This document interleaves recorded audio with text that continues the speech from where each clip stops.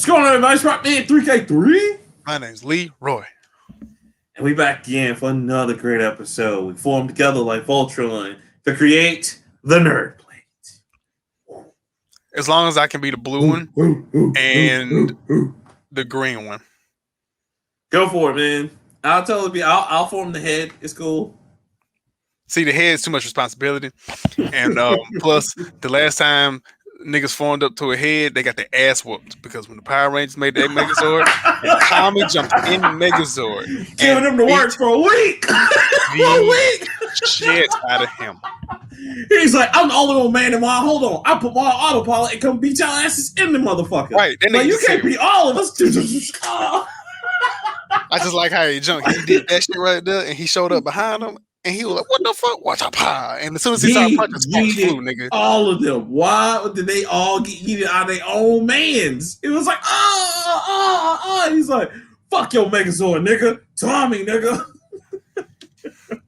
Tommy who? Oliver. Put some respect on my name, bitch. You thought you would go see me? They're like, come on, man, stall us out. He's like, nah, get these hands. Nah. Why are you doing this? I don't even know yet. Shit. I just like to fight, nigga. Oh God. But really, I just like to fight. For a week. It wasn't even like oh man, like, okay, he's gonna be villain of the day. No, for a week. And he magically went to that high school. Coincidence? I think not. Oh, so you tell me another white man that just beat the shit out of everybody and then got away with it, and everybody just gave his friend? That's typical. That's typical. Likely story in the white culture. Tommy was about 25. Goddamn it, playing a 14-year-old. He was my age and fucking weight, and he was jacked playing a 15-year-old kid. That guy was out here with a whole child playing a Power Ranger. We were just like, wow. All right, cool. I'm here for it. Fuck it. As long as they keep doing stupid ass moves and jumping and flipping and shit, I'm here for it. That's it. Leroy, what's been going on, brother? How's your week, sir? That's cool. Went and played basketball, and my friends decided to act goofy as shit, so it was just a waste of a hoop session to me. I got buckets, of course, but I know it's a problem when I still got 2 or 3 bottles of full water left over.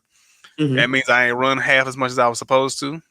Oh, so they only use level 1, Leroy. They ain't even get to your max level. They ain't even get to level 5.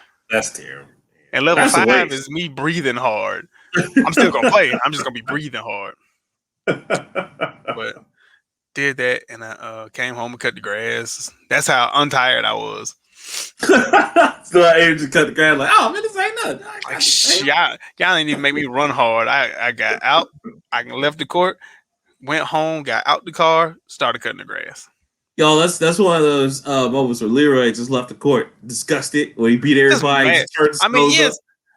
Like, I think my team won. I think we swept the series because there's only 6 of us. And then one of my friends came out there, but he came out there to take stats. And I was like, what you mean take stats? You could have stayed at home. We could have told you the stats. He's like, nah, man, I just want to come out here for the camaraderie. I just felt, I was like, that is the most light-skinned shit the disrespect for me ever heard in my soul. And I'm light-skinned. That's true. I'm lighter than you. Not today. Not today. So that's hilarious. Yesterday was Easter because we're recording this on Monday, and I made it 40 days without eating red meat, and I celebrated with a steak. Growth. But then I guess backslide because I didn't say I was giving up red meat. I just wanted to see if I could do it. And I can do it. Nobody's giving up. That's like me saying I'm gonna give up chicken. Nigga. Whoa, sir. Whoa. Pump your brakes. Slow down. Crazy talk over there. Talking that shit now. Slandering the chicken. I'm sorry. I mean, not after what chicken's done for us. I say chicken been in here for me since 1990 Look, 2, and I was born in '93. That's in the hall of blackdom right there. Chicken and Sprite. That's like right next to each other. And Chicken grape and Sprite. soda is right next to it. And Kiki Poo. It's the trifecta. I don't like Almost Kiki the Poo no more. perfect rectangle. What happened? Nah, Who bro, hurt you? that's just too much, bro. I can't do it. Listen. No, you're right. Because if you notice how it starts off warm and then it gets cold, nigga, that's way too much Kool-Aid. That's not good for you.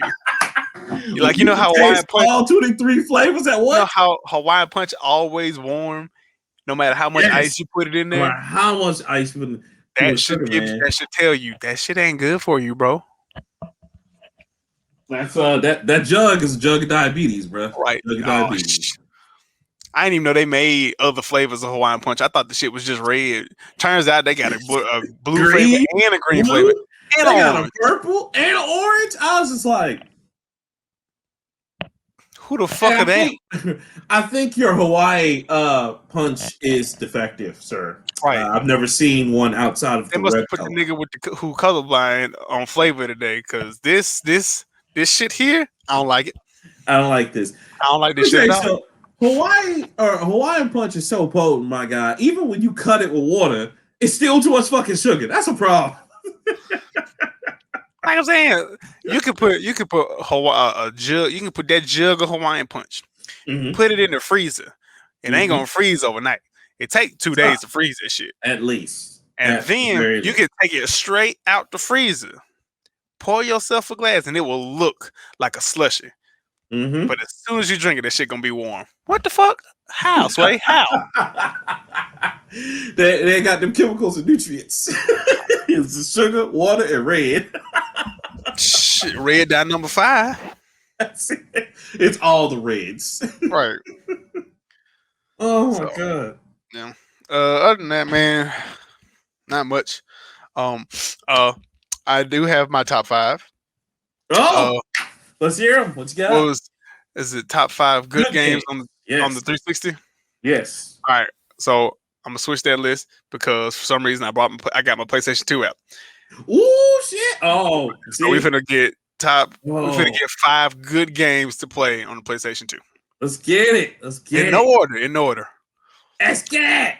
So we talked about it like maybe 3 weeks ago, and then it came up 2 other times in my life, and I figured that was a sign from God, or at least a sign from EA to get this game. So I got on eBay and I bought Midnight Club Dub Edition. Yes, and it holds up, doesn't it? Just as fantastic as I thought it was going to be. Oh my god, I had so much fun. I played this game for like 6 hours. Yes. Yeah. I forgot how hard it was because I've been playing Even Speed so long. I ain't played Midnight Club since 3. So I was like, where's the track? Oh shit, I gotta find the damn track. God damn it. You know what's crazy? I just want to say this because a lot of people don't know this, because of course that's from Rockstar. Is that that's another franchise that, like, if Rockstar decided to bring back millions of dollars.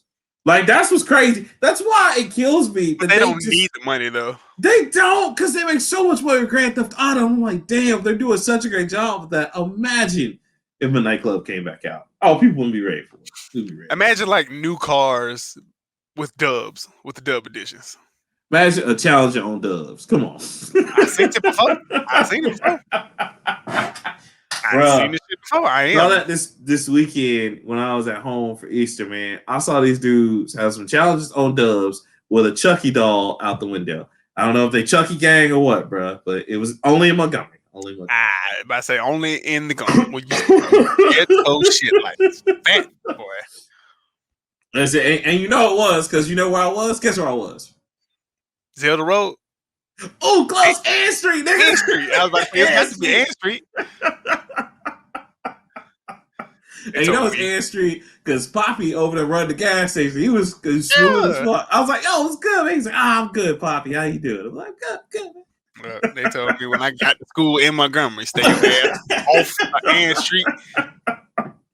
Don't go on Ann Street for nothing. Listen, that's what the party is. Because, on Saturday, they had the swap meet out there because, Easter was coming. Yo, we got them bags. I got these bags, player. What you want, cuz?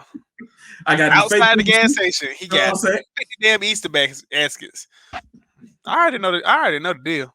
Tell me. got the it was 5 points west all over again on any given Saturday. On any given day. Any given day, sir.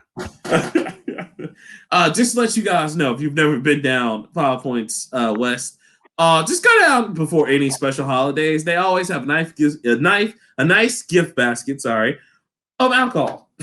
I kid you not. It's always either in front of the Wings Plus or in front of the Chinese restaurant. Yo, well, man, I got a Cavassier basket here for $200. Cavassier? $200? Let me go get my wallet. Like, is this Patron? Oh my God, you what? My man, how you getting this? Hey, don't worry about it, cuz you want that or not. You got your liquor license? Don't worry about all that. Don't worry about all that. You asked too many questions. It was fucked up. That Wings Plus used to be a Baskin Robbins, and that was a place that me and my mom and my dad used to go get ice cream every Sunday after church. And it feel like when that shit closed down, that's when the fun stopped. Let me tell you something, bro. I know this because being back at home during my weekend showed me like two things. One, chicken joints are terrible for black neighborhoods because as soon as you see chicken joints, it's over. And then two, Montgomery is crazy. That's all. I grew up there, so right. I should know, but like, man, like, and they shut up my whole childhood, bro. Like, so my elementary school is also shut up now, so I'll have like no records of anything anymore. My shit's just cold, cause I don't feel bad. My elementary school got shut up in 2003, and it's like, oh, we're just gonna make it a church and I don't know what white people call it. Oh, a community center? Is that? Yeah, I guess. I don't know. Our shit just got shuttered, dog. The only thing open is the community center. Even that bitch was closed for coronavirus, but the kids are out there playing basketball. The basketball hoop's still going. We can't stop the hooping. Can't stop that, no. I was like, oh man, end of an era, bro. End of an era. Sad. But what was I talking about? Oh, my list. I'm sorry. Mm-hmm. I got off on a tangent. That's all right. Go ahead. So Midnight Club, got that dub edition. It's got to be the dub edition because LA was not as fun. Nope. It was good, just not as fun as dub. Not as fun as dub edition. If they don't start singing House real big, you got the wrong version. House real big, car real big, everything real big. 2, Sly Cooper, not Thieves in Time, but it's Sly 2. Is it Sly 2? Yeah. I cannot remember what is the extra name of it, but it was just called Sly 2. Yep, it was Sly 2. Sly 2, and yeah, I forgot because I have that one. I have the greatest hits of that one. Yeah. That was another staple. Band of Thieves. That is that's a Naughty Dog classic right there. Yes. I really wish they would finish that series out because I'm really scared. Yeah, because at this point it's been 4 years since. Yeah, because he's still stuck in time, right? Like, and he's just stuck there, and it's just like, all right, well, we go. It depends on the ending that you get at the end of the game. Like, if you collect all the things, then you don't see the extra credit scene. But I think he's like somewhere in Egypt or some shit like that. But yeah, so but yes, I do need a PS5 conclusion to that series. Yes. Yes. NBA Ballers. Oh shit! NBA Ballers is a good game. It's not a great game. It's a fun game. He teaches little kids how to bet on shit. That shit was hilarious. Hey, cuz, go double nothing, cuz, on everything. I just don't appreciate NBA Ballers because, much like the dub edition, I think it plays to a certain stereotype. A very bad stereotype. That shit was MTV Cribs and basketball. It's like, I like to play basketball, but don't you want this chain? I mean, I feel like that's just against what basketball. Man, come on, brother. You know you need this wide brim suit. I'll play you right now for that platinum chain. Like, all right, double or none. If I win, though, I'll take all your chains. Deal. Don't you need the new Escalade to sit on the side of the court while you play basketball? I mean, I don't, but Come on, man. God. Don't you want to buy this super bad, awesome NBA baller crib and live like Allen Iverson? No, I don't. I just want to play basketball. Wow, I just really bought this because I like street ball. Why is all this other stuff coming into play? Hey, nigga, don't you want a rap contract? Okay, now we're just really not even trying anymore. So now we're just being stereotypical. We couldn't keep that shit in stores. And then when they made NBA Ballers Phenom, that was over. It was like, man, you can take the ball with you and walk around the neighborhood? Like, this is the greatest shit I've ever played in my life. I was like, I hate y'all. I was like Black Lightning from the Ace Main things. Like, I hate it here, bro. I hate it here. I hate this shit. I can't stand these niggas that I work with. I promise y'all I hate them. Hello? I fucking hate it here, bro. Every time I had to hear the, hey man, y'all got the NBA Ballers Phenom? When you played that game, nigga, they made that shit just for us. Because I had to hear that speech. Like, yeah, we know. That's the problem. They made it for us. Leroy, I had to hear that speech in my life at GameStop at least 20 times a year. I believe it. Every year. But the 5 most like crazy times I heard that, NBA Ballers Phenom. What's the other one? Oh, DJ Hero. I love that. Had a whole conversation about this with this ignorant ass black motherfucker that was just like, man, they be making music for us though, dog. You should be happy about this shit. I was like, fuck you and everything you stand for. But DJ Hero's a good game. It is. I just hate that he just minusculed into. Yeah, man, they finally put our music in this shit. Like they don't put our music in anything else. Wait, our music. What was our music? Thank you. You know who's on that? The Beastie Boys, Ace of Base, the Black Eyed Peas, Queen. Nigga. Yeah, and you know, the only thing you saw about is the one rap song, and he just saw. What's the one rap song? He just saw 50 Cent's name in it, and he's like, "Oh, look like 50 Cent, Kanye West." Oh yeah, in the club is on there. Yeah. Or Disco Inferno with Just Dance. One time, good. Yeah. Bruh, and it was a hot mix. I hate to say it was hot, but those Disturbia was in there too. Disturbia was in there. So those 3 things. Also, the Black Experience, because I remember y'all talked about that on the sports show, which I just, oh my God, nigga. We're not gonna disrespect black football. Yo, Doug, when I was there, man, that shit great. I'm buying that shit, cuz on everything. They had it. They made that game for us. Who else wants to see Miles College on a video game screen? Me and like 3 other people. Okay.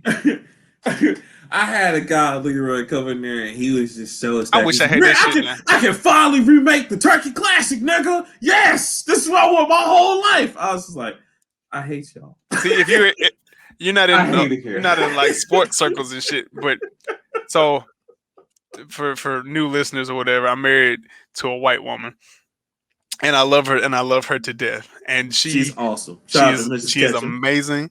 But my wife doesn't know anything about black culture, like for real. So like for our first year of serious dating, of course the classic. You did. I didn't take her, but I was like, oh man, the classic's coming. She's like, what's the classic? And I was like, the Magic City Classic. It's like the 35th one. What are you talking about? And she was like, I don't. What is that? What is coming out of your black mouth that I don't understand? And I was like, it's like the Black Super Bowl. What are you talking about? What do you mean you don't know about the classic? So I had to explain the rivalry between Alabama State, Alabama A&M, and I was like, so like it comes once a year around Halloween, and for like 2 weeks, Birmingham just shuts down. They don't go to school. People don't go to work. They get off early. Did you also tell her about the other one, the Turkey Day Classic? Did you tell her that? What, Alabama and Tuskegee? Yes. Did you work up to that one? I did, but that's not as exciting as the classic. No, it is. Yeah, you're right. The classic's so big, niggas who have no fucking connection to Alabama State, Alabama A&M come. Boosie comes from Louisiana to come to the classic. Jeezy comes from Atlanta to come to the classic. That's how big this shit is. Holyfield was there. Holyfield came through. I was in the crowd when he walked through, bro. He is short as fuck. But he cool dude. But yeah. Lisa Ray came for some odd reason, and she was at the halftime show. And Steve Harvey used to come to the motherfucker. Steve Harvey used to come every fucking year. Lil Daryl be there, you know what I'm saying? Lil Daryl still goes up. Back when Tom Joyner was doing when he was doing the cruise, he used to fucking show up and do shows at the classic. Excuse me. Yep. I was like, "What do you mean you've never heard of this?" She's like, I watch college football. And I was like, you know what? I understand. Black college football, regular college football. I understand. NCAA and the SWAC don't mix. Never. So I understand why the black college experience was the shit. And the last game that every time somebody come in, it's like, yo, this for us, dog, was NBA 2 motherfucking K. And I love NBA 2K from the Dreamcast days. Oh, but NBA 2K was not made for us. Oh, nigga, you couldn't tell these motherfuckers that at GameStop. Like, yeah, nigga, like, they come in and be like, y'all got that 2K? I think you would have said, like, DJ Rapstar or something. No, even though the Def Jam Rapstar. Def Jam Rapstar, yeah, I'm sorry. So that's honorable mention, because they also said that for that, too. But one guy came in one time, and he was just like, yo, man, you got that 2K? And one of my employees, who was, of course, white, was just like, which one, sir? We have hockey. He was like, come on, man, look at my skin. You know what I want. And I stopped. I was like, hold up. Now I'm going to stop you right here because that's racist as shit. Because you know, and he just said, oh, you're looking for NBA. You would got all up in arms, man. It's like, oh, because I'm a nigga. I play basketball. I was like, don't do that shit to him. And he's like, no, you're right, man. You're right. I'm sorry. He don't know. Hell. I was just like, I hate it here, bro. But I'm sorry. Go ahead with the rest of these stuff. How many I got left? I don't remember. You got 3 left because you did Dub and you did Dubs, Slide 2. Ballers. What's next? Ballers, right? So I got 2 left. Okay, 2 left. My bad. So not NBA. Duh. Dragon Ball Z Budokai 2. Ooh, 2. Yeah, don't know why I picked 2. Oh, the Fusion one? The one where it was a board game and everybody confused together? Yes, and I was like, why am I playing this? But I played it and I was like, oh my God, this is fun as shit. Why is it fun? This is retarded. This is like, but it's fun. You know what's funny is when that game came out, it was the worst in the series. It is the worst of the series. Yeah. I know it's the worst of the series, but I don't know why I picked that one up. Because I thought for sure you were going to say Budokai 3. I was like, oh, nah, because see, I already know how gangster it is, and I was like, I'm going to work my way up. You know what I'm saying? Because the only good one after that one is Tenkaichi 3. It's just like, woo! You trying when they had everybody? That's Budokai Tenkaichi 3. Tenkaichi 3 is the one with regular Tenkaichi 3 was the one with burst mode. But they upgraded the characters and shit. They upgraded the characters. And then they took away the little stupid ass board game and you could fly around as Goku and shit. Yeah. I remember that shit. Yeah. So I actually want to play Budokai 3, but I don't have Budokai 3. I have Tenkaichi 3. So I got to find me a copy somewhere. The only one I have is just the first Budokai. And I was like, well, this is enough for me to know this sucks. First of all, it was very young. That was Bandai Namco. Very early, and I remember that shit. And they didn't want to go past what Cartoon Network was covering, so they're like, okay, let's stop at Hercule. And I'm like, the fuck? Okay, cool. So, playing that, I was only gonna play it for like a night. Just I'm like, I can get back into the Dragon Ball Z game. Let's figure this shit out. You know what I'm saying? And then like a week later, I was like, I gotta finish this shit. I have to finish this shit. I don't know why. I have to finish this shit. But I have to finish this shit. I love the journey that Leroy's on right now playing old school games. This is amazing. Because that one had Tiencha in it, and for those of you who don't know, Tien and Yamcha made a fusion, and he was somehow way less useless than both of those characters combined. The fact that it was the fusions for me, because I was just like, the fact that you can fuse buttons, needless characters together, and they come up with better shit that should have been in the show. That saying something, I'm just saying, why didn't they do that shit in the show? I'm not lying. I would love to see Tiencha become like a thing, but who wants that? Nobody. The streets didn't ask for it. Who him finna fight? The streets weren't with this. That's why 2 got dropped hard. Because I remember when I was working, of course, because I was working at GameStop when this came out, of course. That was the most return game aside from Chaos Legion.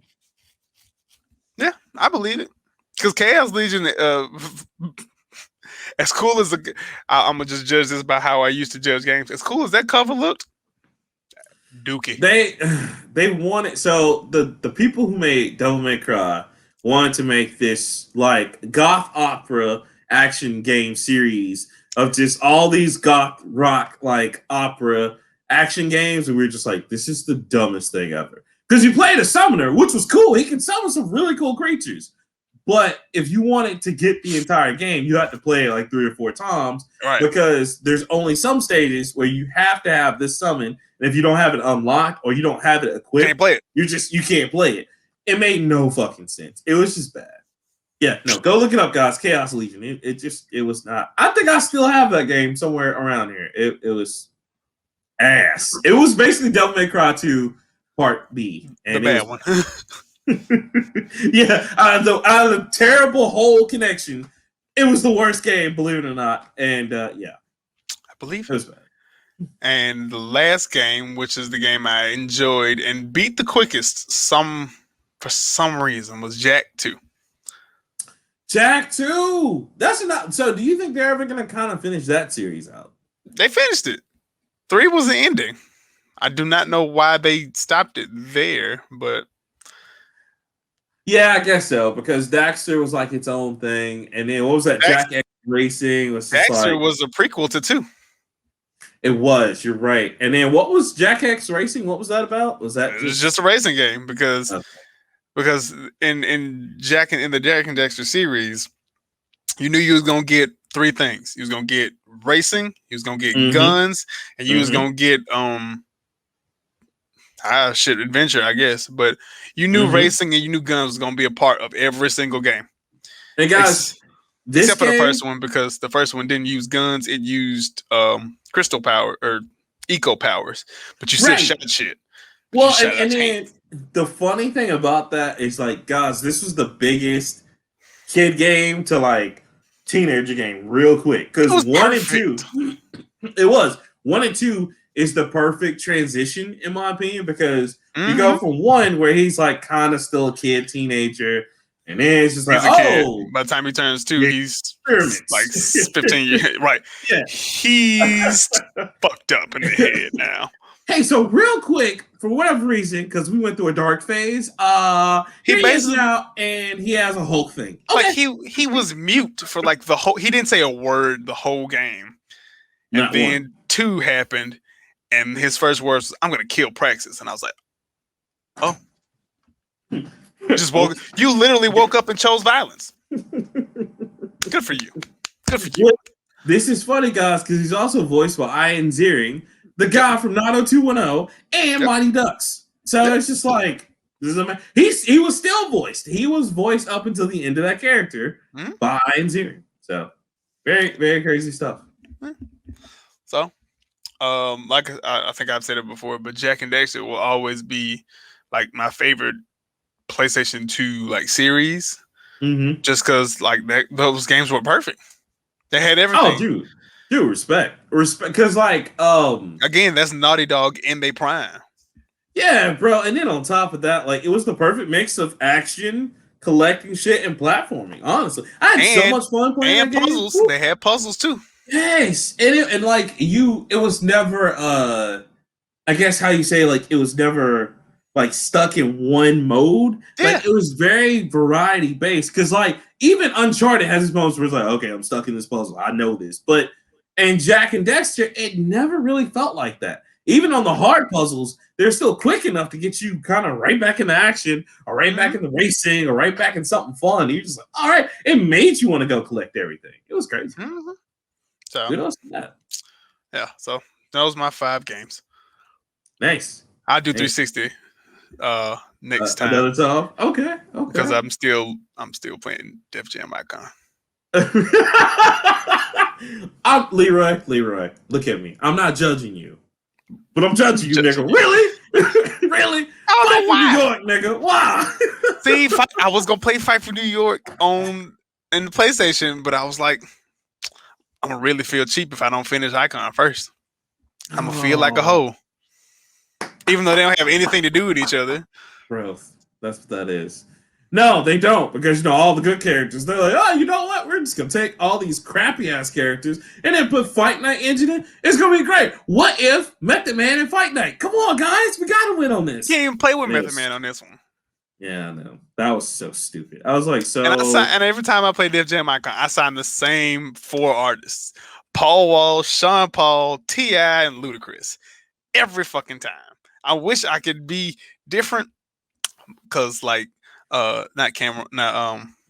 Ghostface comes up. He's like, oh man, you can sign Ghostface, or you can sign T.I. And I'm like, damn it. I am sorry. T.I. goes all the way. Plus, I mean, that game just it was booty. Straight up. I mean, booty.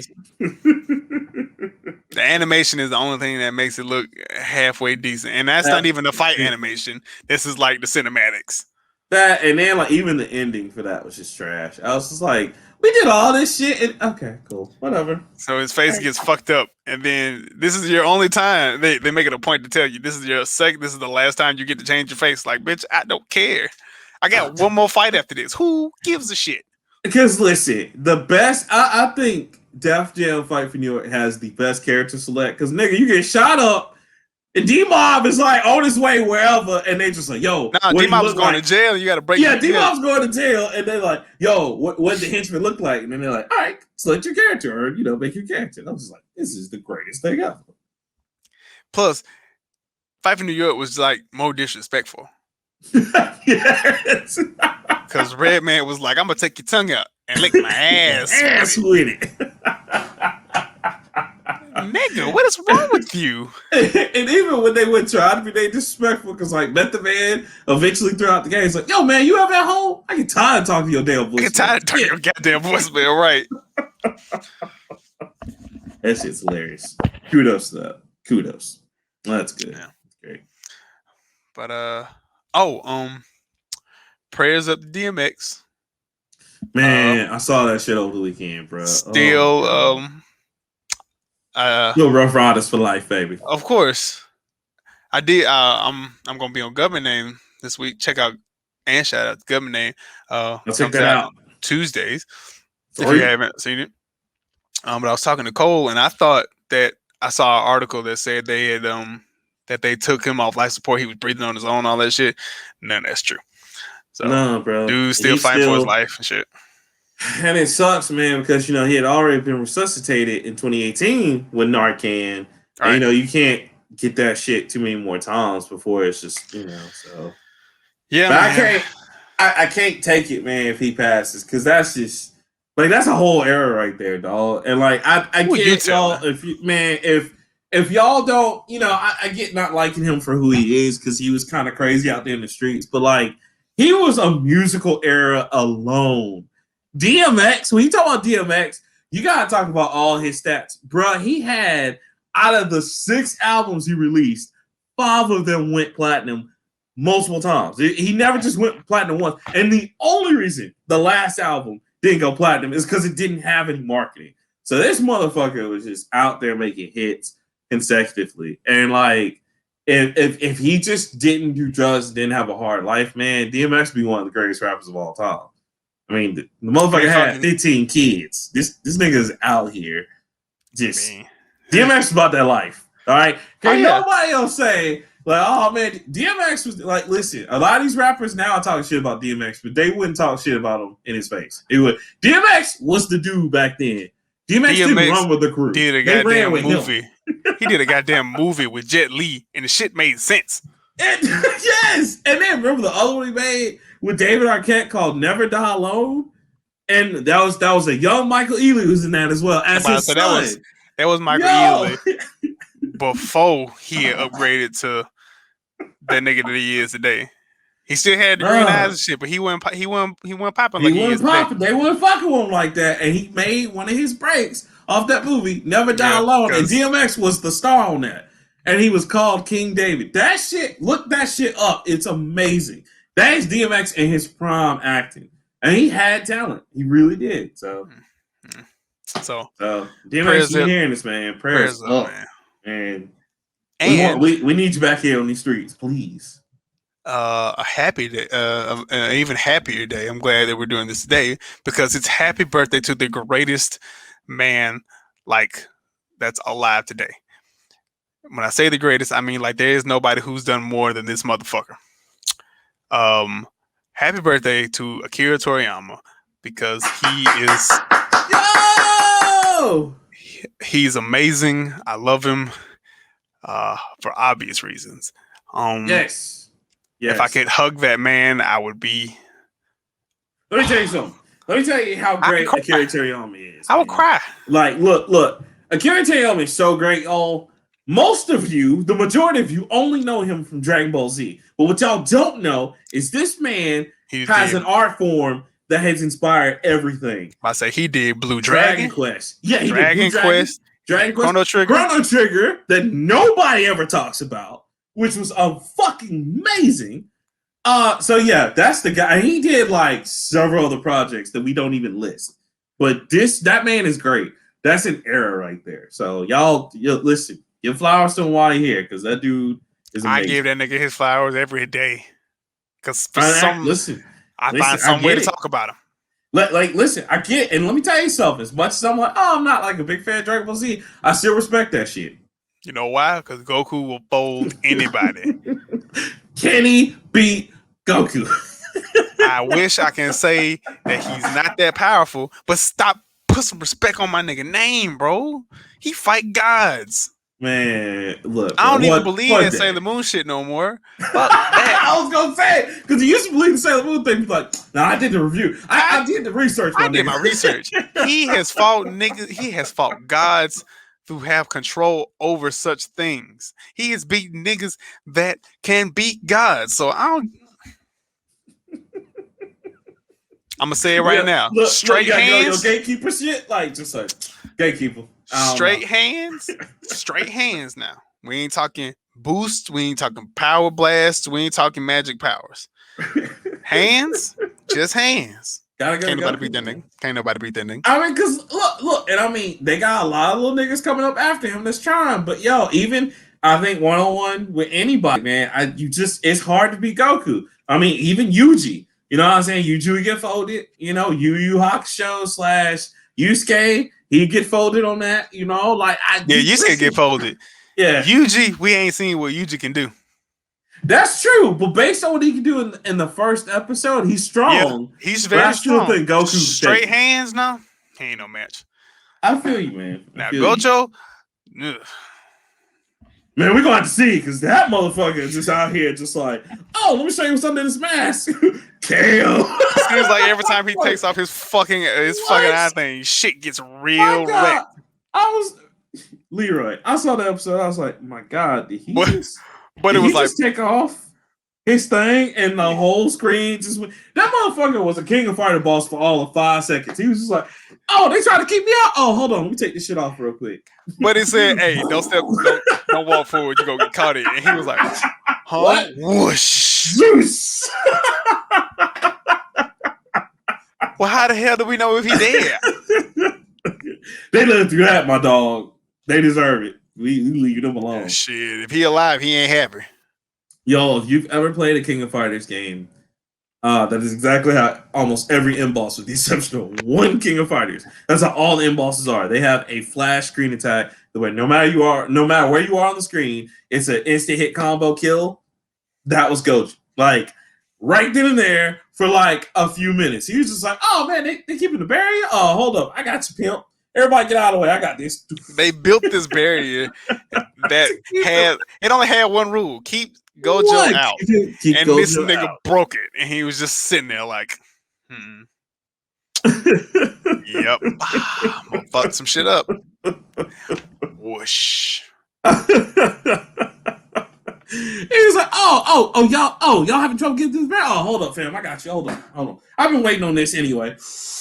Shoof. And I was like, and then the trap, man, like we said, the zone that he has, bro, come on, man. That wasn't even fair. That was just like, I feel like they put him there to be like just a parody. Like, oh, he just put a badass in there, and like he openly disrespects niggas who are above him because he's like, what you gonna do?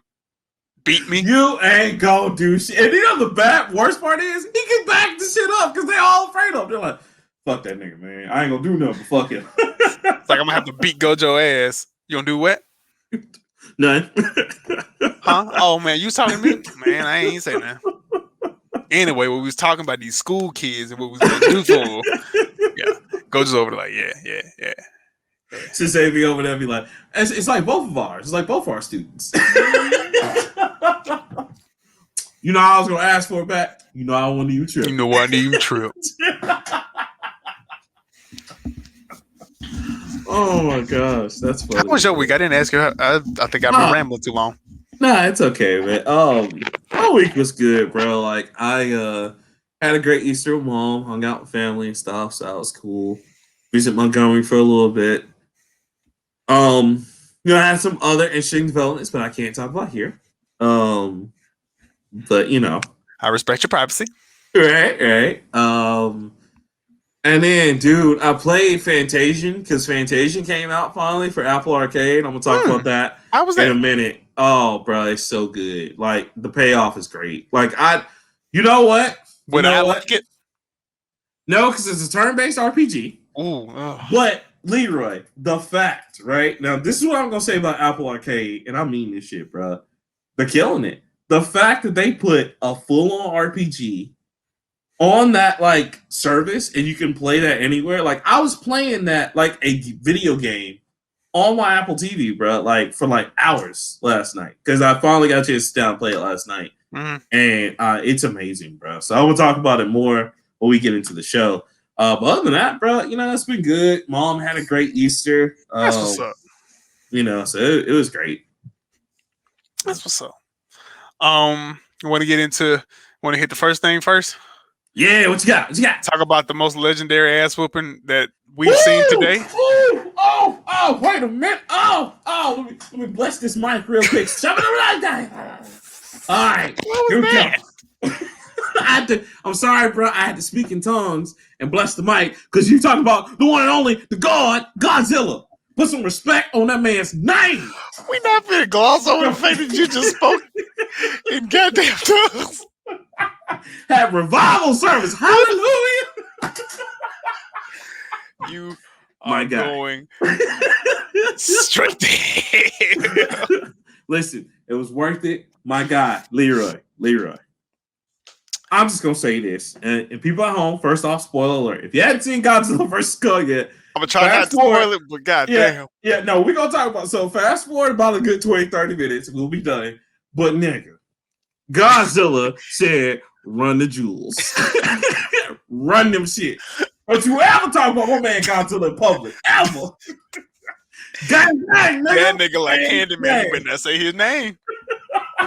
He showed the fuck up. Yeah. He showed up and he started wrecking shit. Yo. First of all, he creeped through the water like Debo, and then nobody say nothing. He just be moving. And he pop up when he wants to. What? You got it, Big Tom. You got it. You got it, Big Man. Why is he destroying? Why is he attacking this facility? Because y'all was talking shit, and he know you was talking shit. Godzilla ain't shit, nigga. Oh, word? Oh, okay. I heard you was talking shit. Whoosh. Oh, that's a nice little bridge gang here. Kick that shit down. Godzilla can't beat King Kong. Who said Godzilla can't beat King Kong? Okay, nigga, let's go. It was a reflex. Who said I can't beat Goku? Who said I can't beat Goku? Who said? My God, I had to bless the mic because Godzilla said, "I'm gonna bless you with this ass whooping, so you'll never say my name in public again." First of all, ever. I don't appreciate how they had Kong waking up, getting like, shit. Oh, my Wash chest. my face. My bloody chest. He threw the damn. He almost was like, hello to this little girl. Like, let me say hello to my girl, my homegirl right here, and then let me throw this tree. Okay, for what? Oh shit, he's still in the thing. Oh, okay. He's letting us know, like, I know I'm in containment. Why is it the little Asian girl the only one that can talk to him? I don't like that. You know why? Because King Kong don't fuck white people. Because every time he fuck white people, I'm in shackles again. Like, damn, I fucked up. Damn. It's not Black History Month, but it still feels like Black History Month. Look, Godzilla comes through the kufi. See, that's why you ain't the king, brother, because you still fucking with the white people, and that's why I'm gonna beat your ass. Damn. On sight, nigga. On sight. You ain't no real king. A real king is free, nigga. And then walk off into the water like a gangster. Oh, I still think that first fight, Kong got his ass whooped so hard. I was like, man, block! Do something! Throw in the damn towel! Leroy, that man, why did Godzilla drop the 27 combination on his ass? I was like, God damn, oh shit. I'm about to say when he was doing that, you remember in Friday when Craig wasn't winning and Smoke was like, oh shit, god damn. Oh shit, god damn, nigga, shoot him. That's what I was like the first time. I was like, why you doing him like that? Get off my baby. Jesus. No, I hate to do this. Shout out to Shogun and DC, but Godzilla whooped his ass so bad. That was the Bane, the Batman fight over again. Godzilla kicked him. The lights went off on the boat. It's like, nigga, turn them lights off, nigga. We done. Unplug this shit. Can't take no more. KO for my mans. Turn your phone off, nigga. I don't care. If it make noise, turn it off. Yo, Godzilla look back like, I thought so, nigga. Enjoy your sleep. Go night. King Kong over there just like, oh. They had to heal that nigga, then put him to sleep. They literally made it was like, you think we can fight that nigga over there? I don't want to do this shit no more. It's like, yeah, we can fly him over there. You know, we can make something happen. I don't know. Yeah, Godzilla's like, you still weak, nigga, but you cool for helping me beat Mechagodzilla. I appreciate that. Oh, goddamn. And then walked away. I don't appreciate how they gave Kong, they put him back at home when he was on his throne. And he was looking cool as fuck. He had his axe. He was just sitting there. He was like, hell yeah, I can deal with this shit. This is baller. Then Godzilla was like, bitch, I can hear you down there. I told you what this was, nigga. Godzilla gang, cuz. Or everything. A whole lot of gang shit. I was you think shit's sweet just because you down there, nigga? Okay. I still find it pretty epic. Every time Godzilla breathes the breath, I still think that's like one of the coolest shits in the movie. And, I mean, he just put that shit on his chest. He's like, nigga, I will blast your chest, nigga. He's like, oh, Jesus. Oh. He was talking real. He was talking reckless. Till Mega Godzilla came up there and they boost punched the shit. Yeah, and then he was fresh off a fight, so he was probably tired, so he wasn't expecting that ass whooping. It's like, oh hell, this ain't gonna be nothing but round two. Wait a minute, Jesus! At one point, Godzilla, the man was just like, bitch. He had his head. He was just smashing them up against buildings. I was like, God damn, he ain't ran out of buildings yet. How is he still doing this? Mega Godzilla was like, fuck Hong Kong. Let me get y'all remodel. Just like, bitch. I don't like how he looked though. I know I wanted Mecha to be a little bit more closer to Godzilla, like how he was in the game and like the old movies. How it's just this is Godzilla just mechanized. I wanted that. I like how they did that, but I don't like the. My wife said he looked like a transformer, and I kind of agree. Yeah, he did. Because like all the shits, all of the back spikes, whatever was clicking into place. I ain't like that. Listen, y'all forget. That's what Hollywood does, baby. Because WB try to save money, so they just bought it off of Michael Bay. They're like, "Hey, man, you gonna use that one? Well, we're gonna use it for the new dinosaur transformers. Fuck it, y'all throw in a few million. You can have it. Cool, right? Thank you." So I'm just mad they got a Japanese businessman to try to control it, and he just died. I was like, that actually happened to him. He had all of 3 minutes of airtime. And then he got electrocuted. Okay. I expected him to be cool. And then I was like, why are they doing Pacific Rim but like backwards? Bruh, yes. And then on top of that though, but then you gotta think, Leroy, this is the same company that, just let 3 unsuspecting people just get all the way up to the corporate office where the corporate head is just chill. I'm like, somebody would have got shot. There's no way. Let Australian Asian kid, white girl number 6, and Paperboy sneak into like the number 1 company in the world. This is basically like if Apple and Tesla got together and fused. Yes. And like you and me and one of my kids from the boys from the club just made it to like the top by like a series of odd tunnels. And then we just show up and everybody's like, why are the darkies up here? Right, yeah. And we just be saying like, please don't shoot. But they stopped because like the CEO of the company, both companies, Apple's or whatever, would just be like, Rockman and Leroy? From the nerd plate? Hey.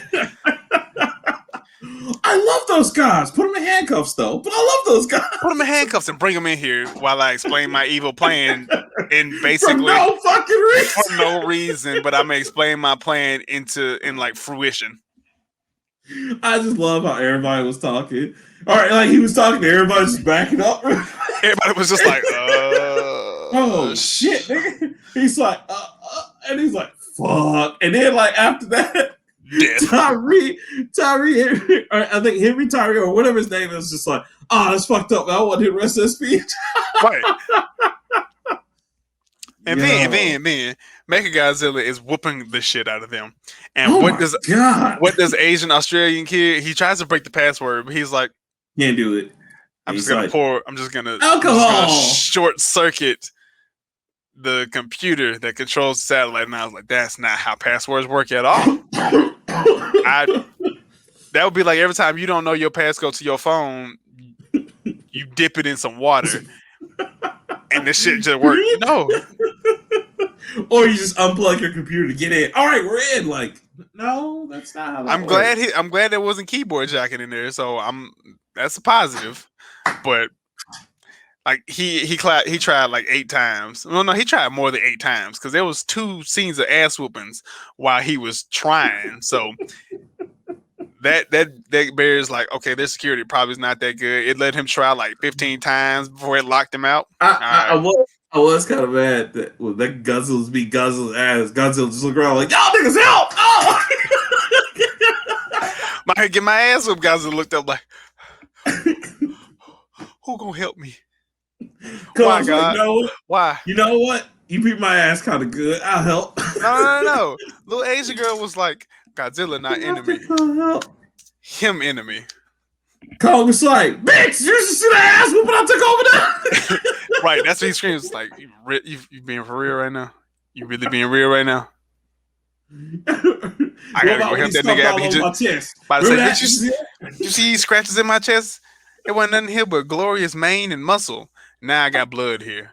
And you want me to help him? This nigga just put his foot on my chest and screamed at me. And I gotta help him. Godzilla really beat the shit out of King Kong and said, fuck your chest. And just fuck your chest, nigga. Not only did he step on it, he kicked him down first and then he rested his foot and got real close to his face. And I mean, he got like right in the screen. He was like, do something, bitch. And King Kong couldn't do nothing but say, I hate you. Leave me alone. Oh my God, greatest thing ever. Greatest. The only person on the ground that understood what's going on was like the scientist dude, and he was just basically just like, I fucking hate it here, bro. He was a crazy nigga too. And he's like, I think this will work. Maybe, I don't know. When they was going on that tap, he's like, tap or no tap? He was like, tap? See? That's how I know you ain't ready. So I know you ain't ready. And I was like, the Nazis? What? Fluoride? Fluoride? Now, granted, there's probably a hint of truth in that. But I was like, what the fuck is he talking about? Just the fact that him and 11 were vibing like they were, I was just like, Millie Bobby Brown is a great actress, but why the fuck is she here? Like what? What does she have to do with this? What really made me mad was like the critics that were saying we wanted more of a story. I'm like, nigga, it is Godzilla versus King Kong. Godzilla versus King Kong. Two niggas that don't talk about anybody. Yeah, exactly. Right. They about beating that ass. That's all. Two main characters just cause destruction. God damn it. This is what Rampage was supposed to be, but Rampage shouldn't have existed as a movie. Period. Thank you. I'm so glad people finally understand what I was saying. This was a perfect. I mean, and trust me, guys, I love The Rock. You know, The Rock can make anything jump. Rampage was very stupid. Rampage just makes no sense because he had a monkey, and then the monkey came back big, and he was like, "How'd you get so big?" And no one explained that shit. Nobody. And then don't worry about that. Wolf and lizard. About to say random big wolf and random lizard. Oh shit, Jim the monkey, you got to go fight. Okay. All right. And then he did what was the other game where he jumped out the fucking skyscraper? Skyscraper? That was the name of the movie. That was the name of the movie? Oh, Jesus. Skyscraper. He's on like the 53rd floor and he's like, I gotta jump out of this. I can make this. And everybody's like, there's no mathematical way like, don't you remember the other guys, nigga? You can't jump over and up. You jump down. No lie, Leroy, when I saw that shit, that's what I wanted to happen to The Rock. Like, he just jumped and it just looked like he gonna make it. But then he falls straight down and then explodes. I want there to be a crater. I love the funeral. The funeral is like, why did they think they would make that? I didn't think they was gonna make that. Awning. Not even an awning over there, dude. Just why? It was across a full street. And I love Michael Keaton. He's like, hey, you guys, you know what I'm saying? You gotta get out there and work. You know why? Because I don't want no scrubs. I don't want no scrubs. That's TLC. Like, how do you not know this? Like, I don't know what you're talking about. I have no idea what you're talking about.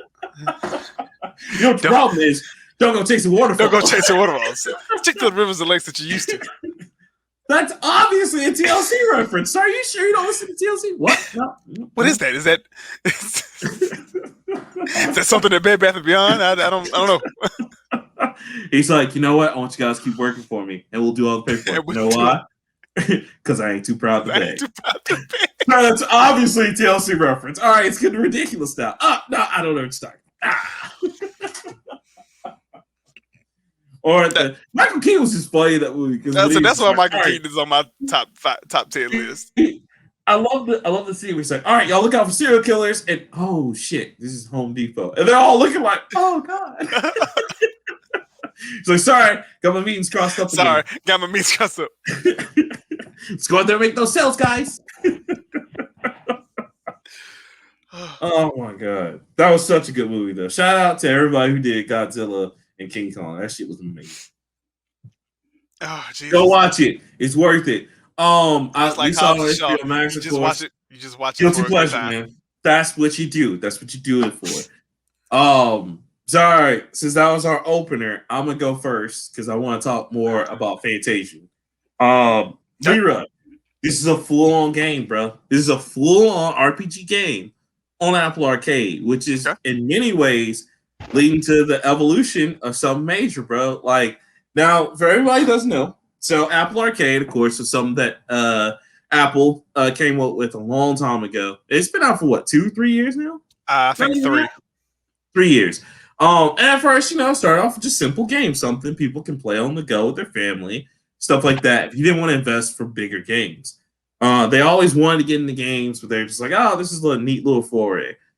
This is the first time that I can honestly say this is an actual game. Now, that's not to say the other games were not actual games, but for you who don't know, Fantasian was done by Mistwalker, which is created by the great Hironobu Sakaguchi, who made the very first Final Fantasy. He made the first 7, as a matter of fact. He was like creative director on all of those, but he created the Final Fantasy series. This man is amazing because he's done it again. Great RPG. In this RPG, it uses the diorama style. Leroy, he literally built these pieces, these set pieces, like a little dioramas, right? And he filmed the shit ahead of time, put it in the game. And it's so crazy he did it this way because, like, it's so artistic. Like, once they built these dioramas, there's no changing it. Even if it translated wrong in the game, they couldn't change it. They were stuck with it. So he was like, it taught them to do everything right, like right then and there, and be firm, and then make the firm decision to have this set piece in it, and then put it in the game. I'm looking at screenshots. This shit looks beautiful. Oh, bro, it's beautiful as fuck. Like I was just like, how the hell did he pull this shit off? Of course, not only did he of the 150 plus dioramas has been crafted by Japanese masters of the tokusatsu or special effects industry, creating Fantasian's real life miniature sets are veterans who have worked on projects like the Godzilla films, Attack on Titan, and Ultraman. Yes, bruh, that shit is so fire. And man, as if that wasn't fire enough on the artwork, my man's went and got Nobu Uematsu to do the soundtrack again, which he made all the killer soundtracks. I said he did Blue Dragon. Yep, he did Blue Dragon as well. But Final Fantasy VII's fire soundtrack comes from Nobu Uematsu, and like, oh my god, match made in heaven. So I'm playing this shit. I played it for a few hours last night, bro, and I was in love with it. It's a remarkable game. Of course, the story, the game is giving me like crazy Final Fantasy VI vibes because it's about how like technology is destroying the world, and you're going around like trying to cure that, but your character somehow gets amnesia, of course. And the only thing you know now is like, okay, you gotta find where his father is, and you gotta find out like what he was doing at the factory and all that. So it's dope. They got real RPG characters in this. I love it, man. I'm like probably 4 or 5 hours in, and yeah, I gotta play more. Another great will and testament to how serious Apple's getting with the Apple Arcade is they just had another game drop by another serious developer, Platinum Games, called World of Demons, which is an action platformer. Another real game on Apple Arcade. I'm gonna check that out tonight, guys, and you'll probably hear more about it probably on the next episode or later on through the week. But so this brings, I'm glad you said all that because this brings up a good question because I think I broke this. I think I broke Apple Arcade to you on this show. You did. So does this change your effect? Not your effect, your opinion on the mobile game industry? Because yes. Okay. Because we had a very heated it wasn't heated. It was one of those arguments where we get opinionated and shit like that. Right. You were of the opinion that mobile games are not real. Right.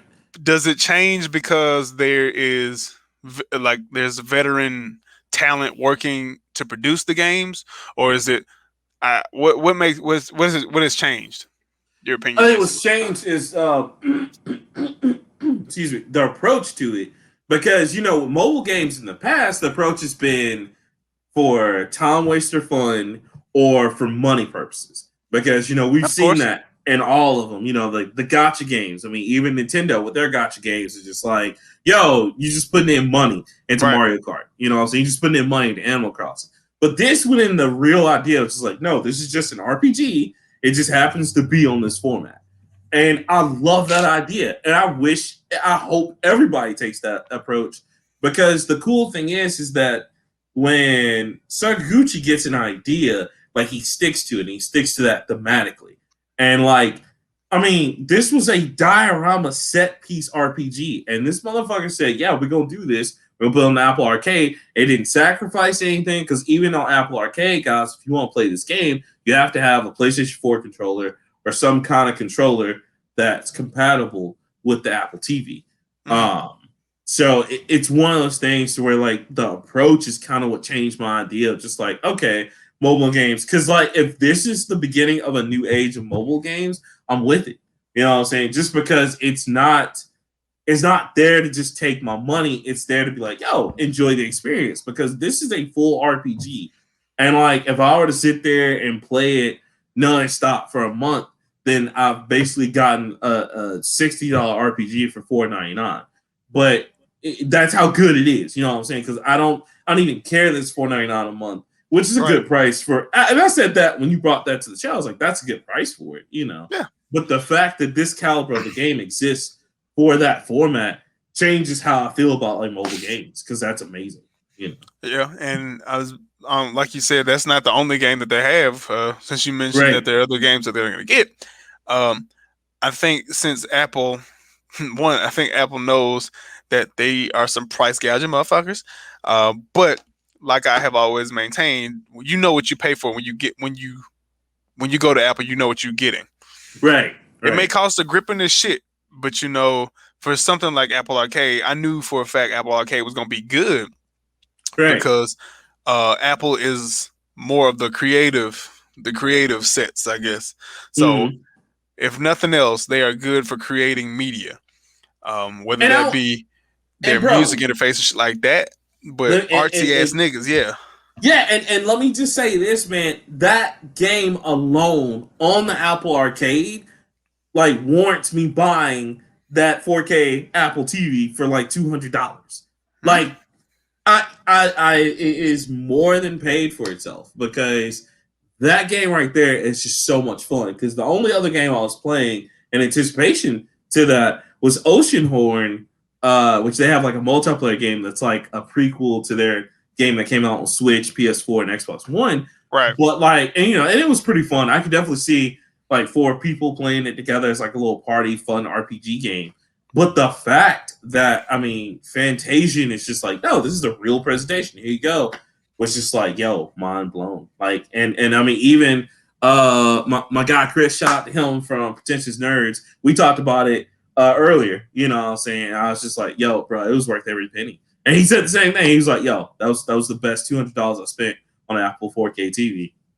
And that's That's smart, bro, because like there's a lot of people who feel like us, and there's a lot of people who are fans of Sakaguchi. So like if we're like, yo, we will buy a $200 system, because remember, even when I said that in the group at Shogun, I was like, yo, you don't do that for like, I was like, yo, I'm a fan of his work. Like he does yeah. good work. You know what I'm saying? Like, boom.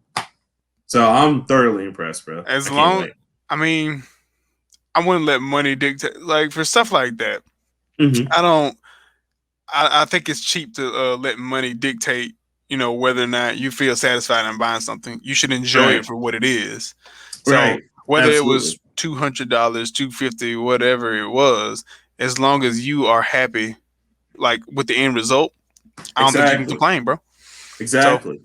I do, man. I gotta tell you, it's beautiful. I love that game, y'all. If you're an RPG fan, you have to go buy. If you don't have an Apple, TV. If you don't have an Apple product, go get something. It's on most all the most Apple products. most people got iPhones, bro. Right, right. It's pretty But much y'all niggas that don't got it the because you poorest. refuse. No. It's not poor. You just make bad decisions with your money. Whatever. But listen, I can honestly say you need an Apple product to play this game. It's only available in Apple arcades, and it's worth every penny. Like I bought a $200 and something device to play it. It's When worth you it. probably could Please have got go like do it. you probably could have got like a Mm-mm. $75 iPad. No, no. Let me tell you something. I had to enjoy this shit on 4K on television with my PS4 controller, son. I had to do it. I had to. Diorama sets? I was like, you got me. Let's see what this is Oh, about. man. And oh my god. Hey, big fella, I ain't gonna fight you. I'm scared of you, big man. I ain't got nothing to do with it. You got it, big man. You got it. You got it, shit.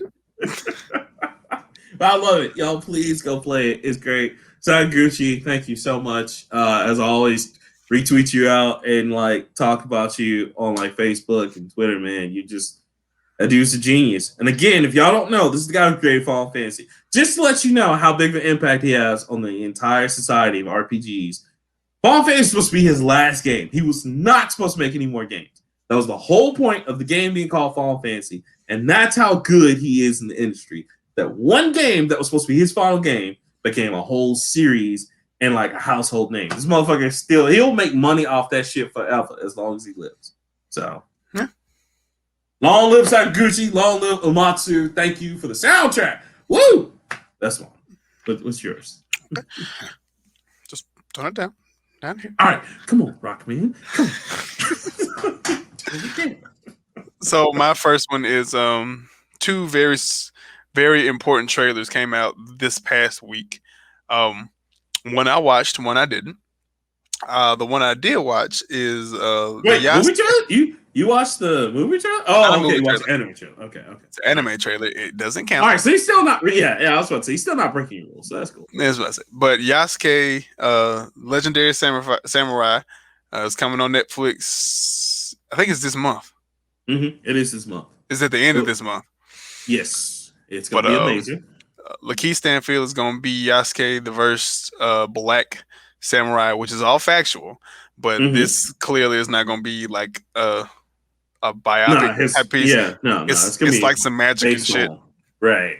It gives. I mean, I wish I could say it was something else, but it gives me Afro Samurai vibes. Samurai vibes? Yeah, I know. Because I just hope it's better. But yeah, better. Because I didn't have a problem with it. There were some points where it just fell to, especially the games.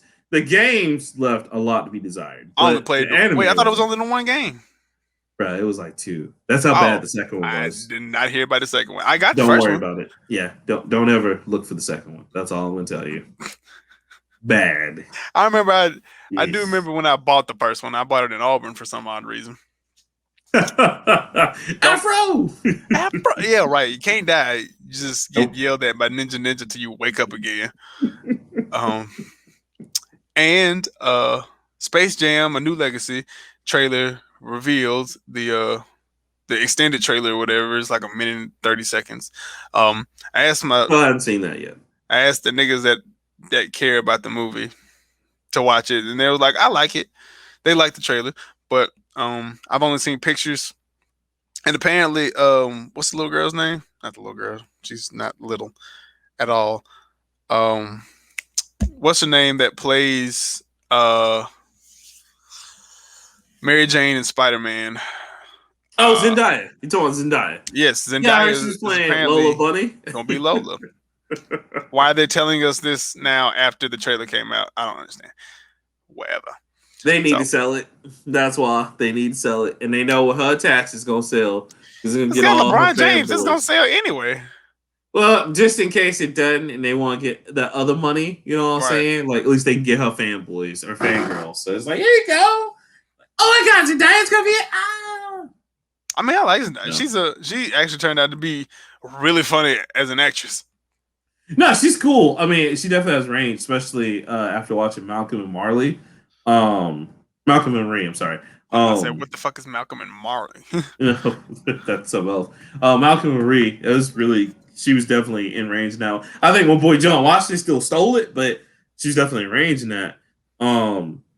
But yeah, like I don't have any beef for her. I think this is one of those things. Just stay in the 90s, man. Like Matrix, stay in the 90s. Nope. Karate Kid did a good job of coming out of the 90s. But Karate Kid is like an 80s movie, sir. I know, that's what I'm saying. It's traversed. It's like, hey, we gonna do this. Right. We can make it. What's it, season 4? Yeah. Season 4 is supposed to be either at the end of this year or first part of next year. So I'm so waiting for it. And you know that they're saying I need somebody to die. They're really bringing in Hillary. They're talking about bringing in Hilary Swank, and they're also talking about bringing in all the villains from all the past because they're close. Well, I mean, they went up to 2. Back. They brought back Chosen, and hell, I really thought Chosen died at the end of Karate Kid too, because I thought his uncle. Oh yeah, when his uncle was like, "Kill yourself," and he's right. Okay. And he was like, "Okay," and I was like, "Well, shit." I mean, I hate it for him. Right. Like, damn, son, this is life or death. And Danny's like, no, I got this. He talking shit. No, I got it. And Mr. Miyagi was like, life or death, nigga. Serious, little nigga. They put up them little fans and they started turning them shits, and I was like, man, somebody go die for real. I don't like this shit at all. Like at the end of Tokyo Drift, where the mafia boss and his nephew, and he was like, I'm disappointed in you, but if you lose this race, don't come home. And I was like, oh shit. Oh yeah, no, that was the American version. And like the Japanese version, it would just be like, you dishonor me, I kill you. You dishonor me. Here's a knife so you can kill yourself. That's it. Like, damn, son. It's like, no, this is Yakuza way. This is Yakuza. All the white people will be like, oh my God, is he serious? And all the Japanese people are like, I mean, you might as well do it now. We can get home before, you know. We can get home before the match come on, you know what I'm saying? Hurry up. Like, this is normal for y'all? Yeah, nigga, honor. Yeah, this is everyday life right here. You ready for It's honor. It's honor or nothing, sir. I don't know what you. This is what we do, nigga. Hilarious. But yeah. So I'm definitely going to see Space Jam again. I'm definitely going to see Space Jam just because I watched the first one and I was a huge Michael Jordan fan back in the day. So I don't know. I don't know what to expect from this movie. I know LeBron James can act, which is a plus. No, I mean he can act. He's been in I mean 2 movies, and he didn't LeBron James the shit out of it. So. And he did executive produce Survivor's Remorse, which I think is really just based off his life, but probably. Yeah. So I mean, I get it. You know, like I'm not hating on him. I just the whole concept. Well, I think we need it again. Do we need it? Really? I think we do because I think every generation needs something. Like my generation, we had Michael.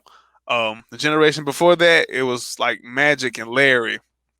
Or some shit like that. I don't fucking know. Dr. Julius Erving. That was the generation before that. So yeah, I think everybody needed something. Gagas Kareem, whereas Kareem Abdul-Jabbar, and everybody's just like, Kareem. And Kareem turned into a better actor than most people because he was in Airplane. It's true. It's true. So I mean, I think so did OJ before being a killer. Again. OJ as a Terminator would have been like so much better. We need that in the streets. We need that. Like, oh my, y'all don't understand what y'all missed out of. James Cameron, cut the check. Let's do it. I don't even care if he start the series over. If he do it with OJ, nigga. Let me tell you something. Leroy, day one in theaters, I'll be like, Leroy, we going. Let's go. Let's go. Mask up, baby. Shit, I'll buy a row of seats for that shit. Just so I can change positions during that movie. The intrigue I gotta see this shit from this angle over here. Oh, no. Fuck this shit. I'm gonna go back to the center and watch it like that. Nah, the left side was better. Watch shit like this. Bro, that's terrible, man. But yeah, those are my first 2. My first one, I guess. Okay. So now my second one is another classic favorite of mine. Phantasy Star Online 2, the new Genesis expansion feels like a full-on sequel. Now I'm super excited about this. Now you guys might have remembered back when we did the E3 coverage and everybody's like, man, Microsoft didn't put out shit. But people like we were gritty in there. It's like, nigga, did you see Phantasy Star Online, nigga? Oh shit, nigga, it's gonna be great. I was like, because I watched it and I was like, what is coming out that I'm gonna play? You over here were coming in your pants, and I was confused, like, why? I was just like, yes, son, yeah. And it's just like Phantasy Star, you wouldn't understand. But this new expansion, they're talking about how it's definitely going to be one of the biggest. It's got a new world to it. You basically got new characters you got to make. There is a whole bunch of crazy stuff that like you can do now. And then on top of that, now you don't have to run through the story. I mean, it's kind of how it is now in Phantasy Star Online 2, where you don't have to really run the story. Right. But it helps because you get items. Whereas in this one now, they're just like, nah, fuck that. You can just go explore. It looks great.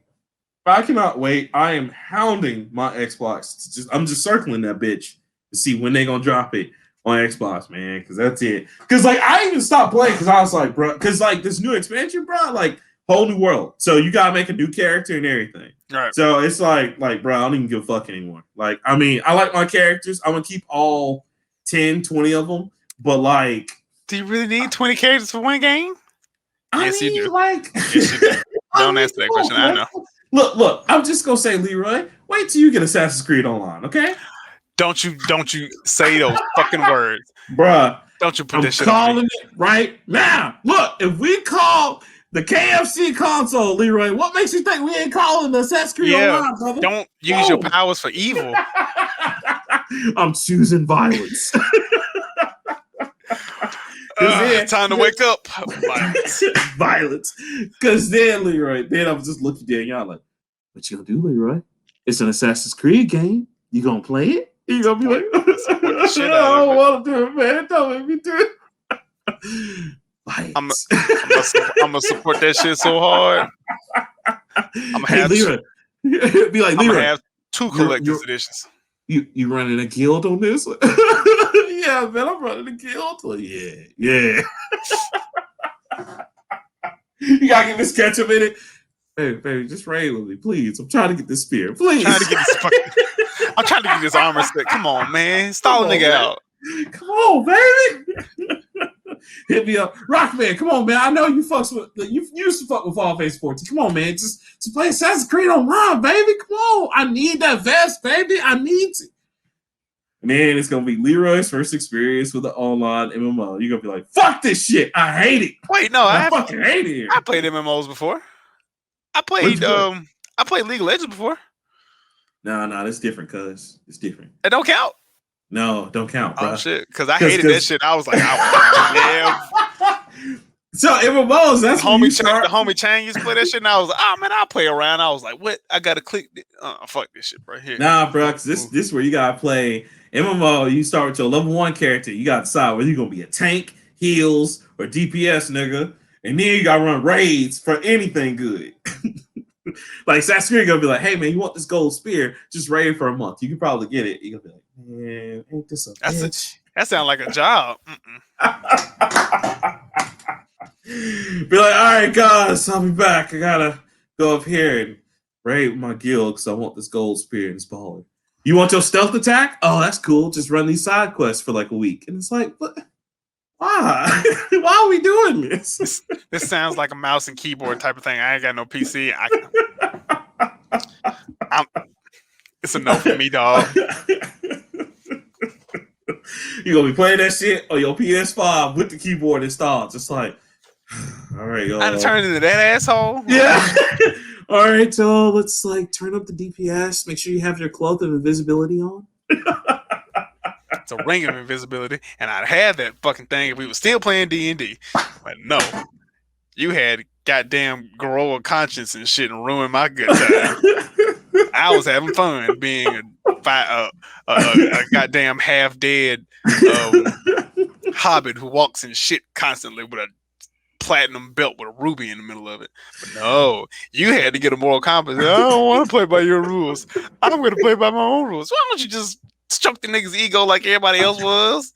Hell. You mean jack his dick and suck him off? No, thank you. Shit, I didn't have. You ain't have to be gay with it. I just pull a card from the deck. Okay, go ahead. Why not? But just kiss it. I'll give you a +5. It's like, oh man, or you can just let me play the game the way I want. But I spend like all day on this. That's great. I'm a fucking priest. Why would I play this? I'm not gonna fuck up my stats for you. Hey, I spent a lot of time on this. Like, fuck you. I don't care. You know, oh man. I was in my group. I was texting the group, texting my basketball group. And I went back through our messages, and I saw one of the messages where you remember the time where he wanted you and me to come over and do some shit. Oh, you betrayed me, you betrayer. That nigga was like, I had the opportunity to do something. I had the opportunity to do something cool, but instead I wasted it waiting on you guys. And then the next message, like a week later, was like, I don't want to play this shit no more. Y'all have a nice life. I ain't got no problem with y'all. Like, I'm out. Peace. Because like it was just too much. Tripping. Because like he was just so mad that you didn't show it. I was just like, but I'm here. Like what the? He's like, I just. You guys said you're gonna be here. You weren't. I'm like, nigga. Like half of us came. He had a wedding anniversary to go to. What the fuck do you want him to do? Yes. Oh, sorry, honey. Can't do this shit. I said that's what it was because D&D. Because the date was totally my anniversary. And I was like, yeah, I'm not getting kissed out tonight. Here's the funny part. You went the next night. It wasn't like you were just like fuck you and didn't show up. Like you went the next night. But he was like, I tried to go the next night, but I called him and he was like, nah, man, I'm hanging out with my brother. I was like, all right, cool. I'll see you on Sunday then. So it was just like, I'm not dealing with this shit. No. Then the band hammer came from good old shout out to her. tequila like the drink. That's all I'm gonna say. She like, fuck that shit, fuck you. And then that's when the messages got oddly personal and very dramatic. And the funny part is, I was still in the group, so I'm so, oh. And then the new girl was like, I'm sorry, y'all. Did I do something wrong? No, you didn't do shit. She set it off because remember she's like, I can't come because I'm a teacher. No, because she's a teacher and she has to go. She has to drive 30 minutes to go home so she can get ready for school in the morning. Y'all, this is the funniest shit ever. That girl was a whole teacher. She was a whole grown ass teacher. We have to get on here. Because the way that shit went down, and then just the next day after I saw the message, you like, this is your fault. You put this in your It is your fucking fault. You were the domino. You didn't play in the Deckmasters fucking game. That was the first domino. He was so fucking clever. And he was always mad because I'd always solve everything without his help. He's just like, but if you did it this way, and I was like, yeah, that's nice, but I'm going to do it this way. Fuck you, man. Fuck you. You were the domino of this shit. You were the catalyst that started the goddamn slow burn to the fucking dynamite that would explode in my face. I'm just saying, if he wanted us to play a certain way, just say that. Don't say it's free will. Just be like, no, you choose either this choice or this. Fucking choose. Don't be like, oh, play however you want. You know, we get mad every time we did. Be like, you didn't do this right. And it's like, I know what the fuck to do. I know the rules. But see, I mean, okay. He was only like that with you. He liked what I did because I was dumb. Because you were cool the whole time. He didn't care. He's like, oh, this is funny. Okay.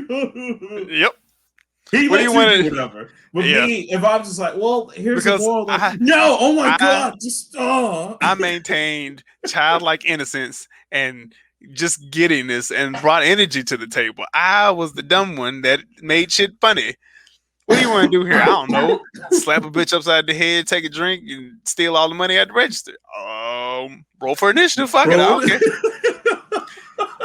It's like, are you sure that's what you want to do? I think that's what I want to do. Is that what I want to do? Mr. On Point never told me no. Tequila would do whatever she got to do. And then there was your ass. And you're like, nah, I'm going to just sit over here and drink. I get time to deal with you were the only one that didn't want to entertain my goddamn shenanigans, and that is what pissed him off. I let you do it though. I didn't say like, but when it came to my character, I was like, no, my characters are smart. I'm gonna do this and roll for this. And he'd be like, but I spent all day on this. I don't give a fuck. Good for you. Welcome to being a DM, motherfucker. That's nice. I said what I said.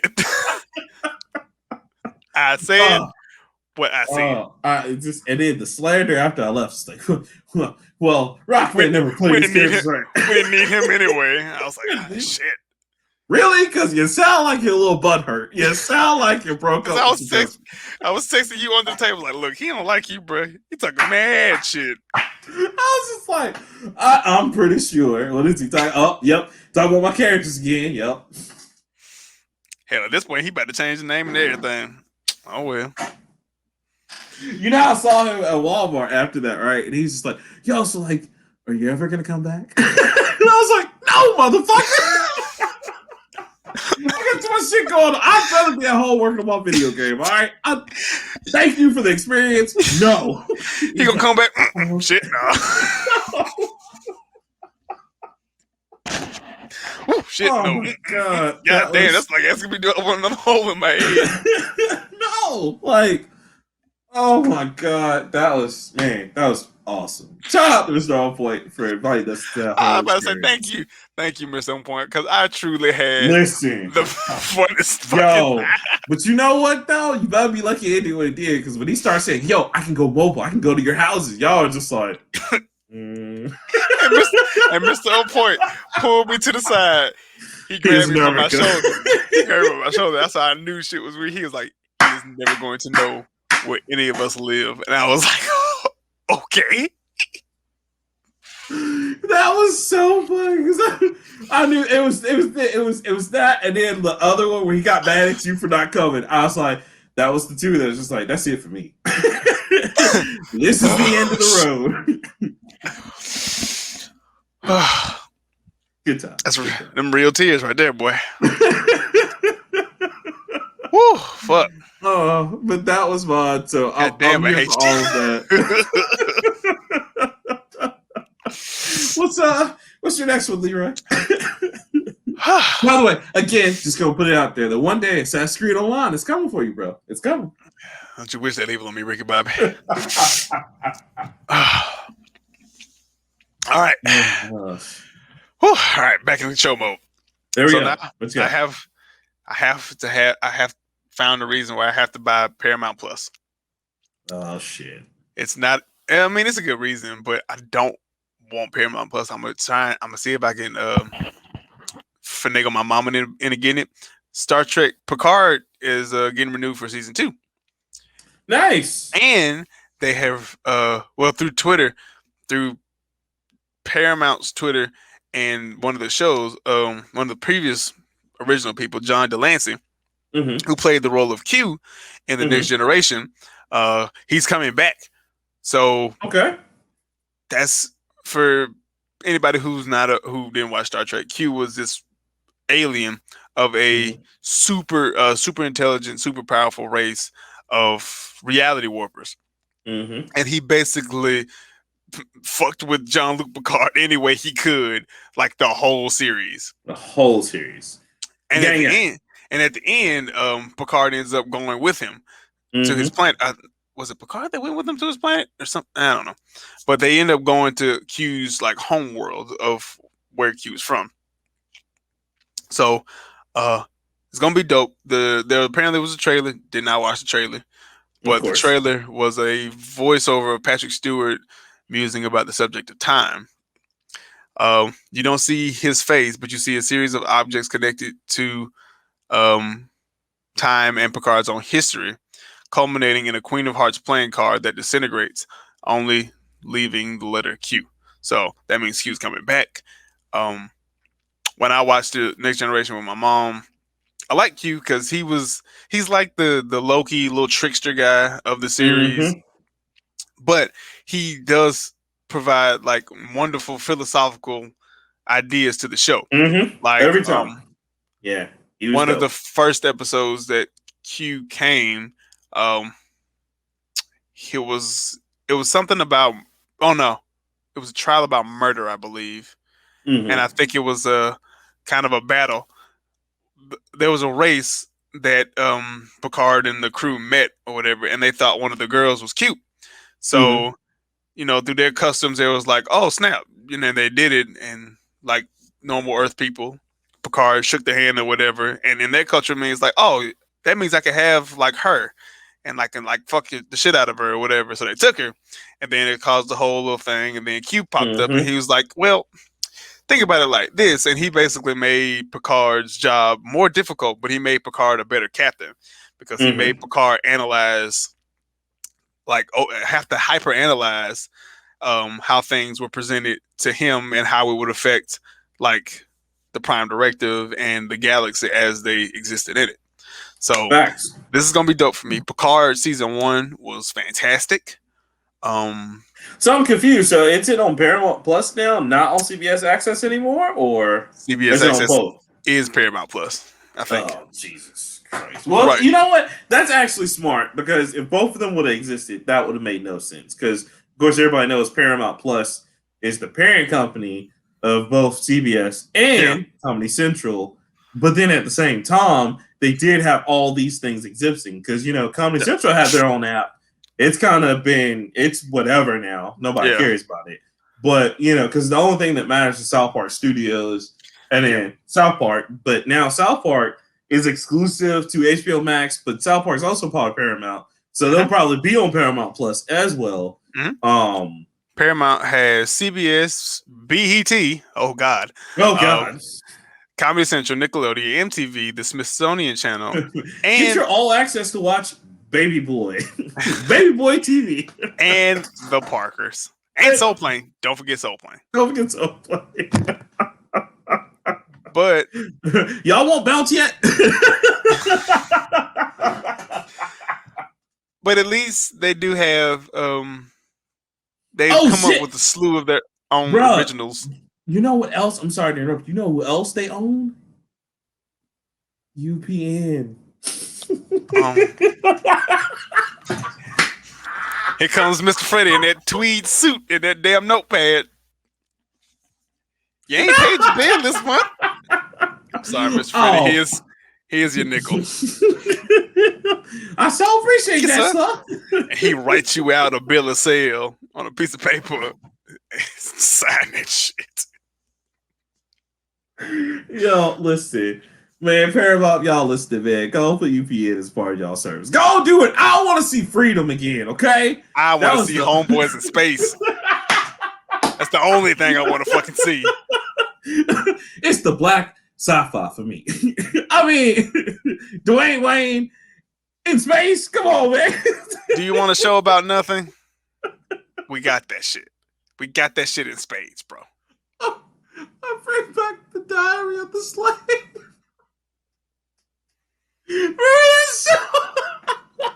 Oh my god! That's why I'm really gonna see if I can get my mom to pay for this shit because she's more of a Trekkie than me, Mm-hmm. Or I might get it for her as a Mother's Day present. That's what's up. That's what's up. But yeah, CBS. I mean, not all CBS. Paramount Plus. It's got all the Nickelodeon shows that you don't really give a shit about. It's got all the news shows that I don't watch, and it's got a couple of It's got its share of sports packages because it's got March Madness, which March Madness is actually going to be over in legitimately 1 minute. Baylor's going to win. Good for them. Wow. Good for them. The underdog beat a number one team, a team that hasn't lost, mind you that. Yeah. But yeah, Paramount Plus will have the SEC network, the Masters golf tournament, the Europa, and the Champions League, and the NFL. Also, Leroy, wow, really? Yeah, that's what I'm saying. Because I think these sports networks, I think they do well in splitting their availability to different streaming services. Because Hulu and Disney got the package. Yes, but I did not know they were going to be on Paramount Plus like that. Yeah, now we'll say kudos to them for that because they're making a killing with that Disney ESPN deal. Because shit, I don't even fucks with sports like that for real, but I can catch anything I want on Hulu, and I don't even fuck with sports. I'm like, fuck it. I will say though, stepping in real quick when you were talking about Paramount, because they own SpongeBob and shit. I meant to ask you about that. Did you see they got a new SpongeBob? Well, but they started cutting a lot of the episodes because now they're going back and they're like, oh, yeah, this episode wasn't for kids. Okay. And I'm like, well, nigga, that's like half the series then. Good luck. Because they're starting to not show some of the episodes. Really? Yeah. Like they didn't show the one where Mr. Crab was trying to get his groove back or whatever. They cut that episode. I didn't watch SpongeBob because I was already grown by the time, First it came of all, out. There's no age bracket on SpongeBob. There's not. And it wasn't for kids. It was not for kids. It became for kids later, but I can definitely see where it's not. I can definitely see some. I remember a couple of episodes where it wasn't, because there's an instance where SpongeBob, Patrick, and Mr. Krabs go on a panty raid. Yeah, they took that one out too. If they took the cursing one out, I'm gonna be mad as shit because the cursing episode was the funniest shit. Ever. I want to say they did, bro, but they're like they took a lot of episodes out because they're just like we can't show that in today's climate. I'm like, damn. I was like, but then again, like, good luck because that's gonna be half of the SpongeBob show. Yeah, I mean, basically like Ren and Stimpy. If they got Nickelodeon, they have all of the old Ren and Stimpy shit, and Ren and Stimpy was 110% not for kids. It was not. Like I was just like, wow. And then like. And the fucked up part is it was better as the quote unquote kid show because when they went to the adult party where it was obviously making fun of the fact they're like a gay couple being together and going through wacky shit, it was terrible because the jokes were just so in your face. It was I appreciated it more when it was subtle. Yeah, and adults who were just happened to be on the by walking by like as their kids watching. Oh, okay, right. Yeah, it was more funny. Especially when he was cutting the log over and it's like, and he's just like, yeah. And he turned around, he was like, please don't stop. And I was like, oh my God. Mama. Or like, half of the shit, like if you watched Hey Arnold, like Mm-hmm. anything that Helga said about Arnold that Oh my wasn't negative gosh. was rapey as shit. Like I remember her saying he makes She, my womanhood tremble, and I was like, that's inappropriate as shit. I'm sorry. What age range is this for? 7 through 22. Oh shit. Okay, it Oh, makes sense then. okay. Hell, Well, must be the 22 part right there. no. But cartoons like back in the early 2000s was on some different shit because like They there was were. a episode of Hey Arnold where they were clearly trying to date like older women, and they were in like 4th grade, and these chicks was in like 8th grade, which Yo. not 8th grade. They could have been in high school. I don't remember. Yeah. Remember that was a whole thing, especially what was that show Nickelodeon Freshman, like, or Freshman whatever, where it was like Welcome Freshman, that's what it was called. And it was like making fun of like kids freshman year in high school, and it made it seem so terrible. Oh yeah. And it's just, yeah. It's like, oh right, like I can date this guy. And he's like, oh wait a minute, you guys are freshmen? Ew. And they like get away. See, yeah. Nickelodeon always had a good balance, but you could tell like once it got to a point where there were more laugh tracks during like programs, that's when it kind of got lame. That and then that's what his live shit like iCarly and whatever the fuck. That's just the only one that's coming to mind right now. that and when they just didn't have the good lineup they used to have on their Nick at Night, because man, Tomorrow People was the pinnacle of like Nick nigga, Night. I remember fucking Teen Nick with yeah, DJ Clarissa, Boogie, whatever the fuck his name. DJ Boogie. Clarissa Explains It All. Mm-hmm. The Secret World of Alex Mack. Yes. Roundhouse, which was a teen skit show, which was amazing. But yeah, they were just like, oh, we can get rid of all that. And just go with all that and Keenan and Kel, they let them just take over. See, they can't. Keenan and Kel shouldn't have ended the way it ended. Well, it should have ended the way it ended. But they should have brought Keenan and Kel back, and they brought like goofy shit like Cousin Skeeter, and they brought Cousin Skeeter like he had been this household name forever. Like, oh man, y'all don't remember Cousin Skeeter? Nigga, no. Master P had a goddamn Nickelodeon show, and nobody talks about that because that shit nobody talks about that. And Lil Romeo, like remember when Lil Romeo had a show? That's what I'm saying. That was his show. Yeah. I still remember the theme song. That shit was so good. Terrible, man. And I was like, do y'all not know that this nigga like kill people? It's so dope. This nigga the song is Make Crack Like This, and y'all got him on Nickelodeon. Listen, you had to be there. It was an era. You had to be there. It was well, shit. Bro, the funniest have shit on Nickelodeon, boy. Let me tell you something. That was right up there. Remember when MTV was like, you know who we should give a show to? Snoop Dogg. And Snoop Dogg had his own. I was like, Snoop Dogg had a TV show where they would just run skits. And one day, him, Nate Dogg, and Mac 10 went to a pottery class. And they were just with these old women. And they're just smoking weed and doing pottery. And doing pottery and shit. This is terrible. I'm glad it didn't last the whole season. But nah. Snoop Dogg was there with Nate Dogg. Nate Dogg was like, hey man, I don't do that shit. And Snoop Dogg was like, oh man, it's so violent here with all these niggers. all these niggers. Oh my god. An era. You had to be there. Had to be there. Had to be there. From about 2002 to about 2007. Nah, bro, let's keep it funky. Cause see, like that's when you were like alive, but like even in the 1990s, boy, we were wild as fuck, bro. We out in the here. 90s too. Cause god, that's back when like Our Real Monsters and shit was on, and Our Real Monsters, and then you know what else Nickelodeon Angry Beavers, Angry Beaver. But Nickelodeon also had a really good black kid show called Degrassi? No, God, Degrassi. My Brother and Me.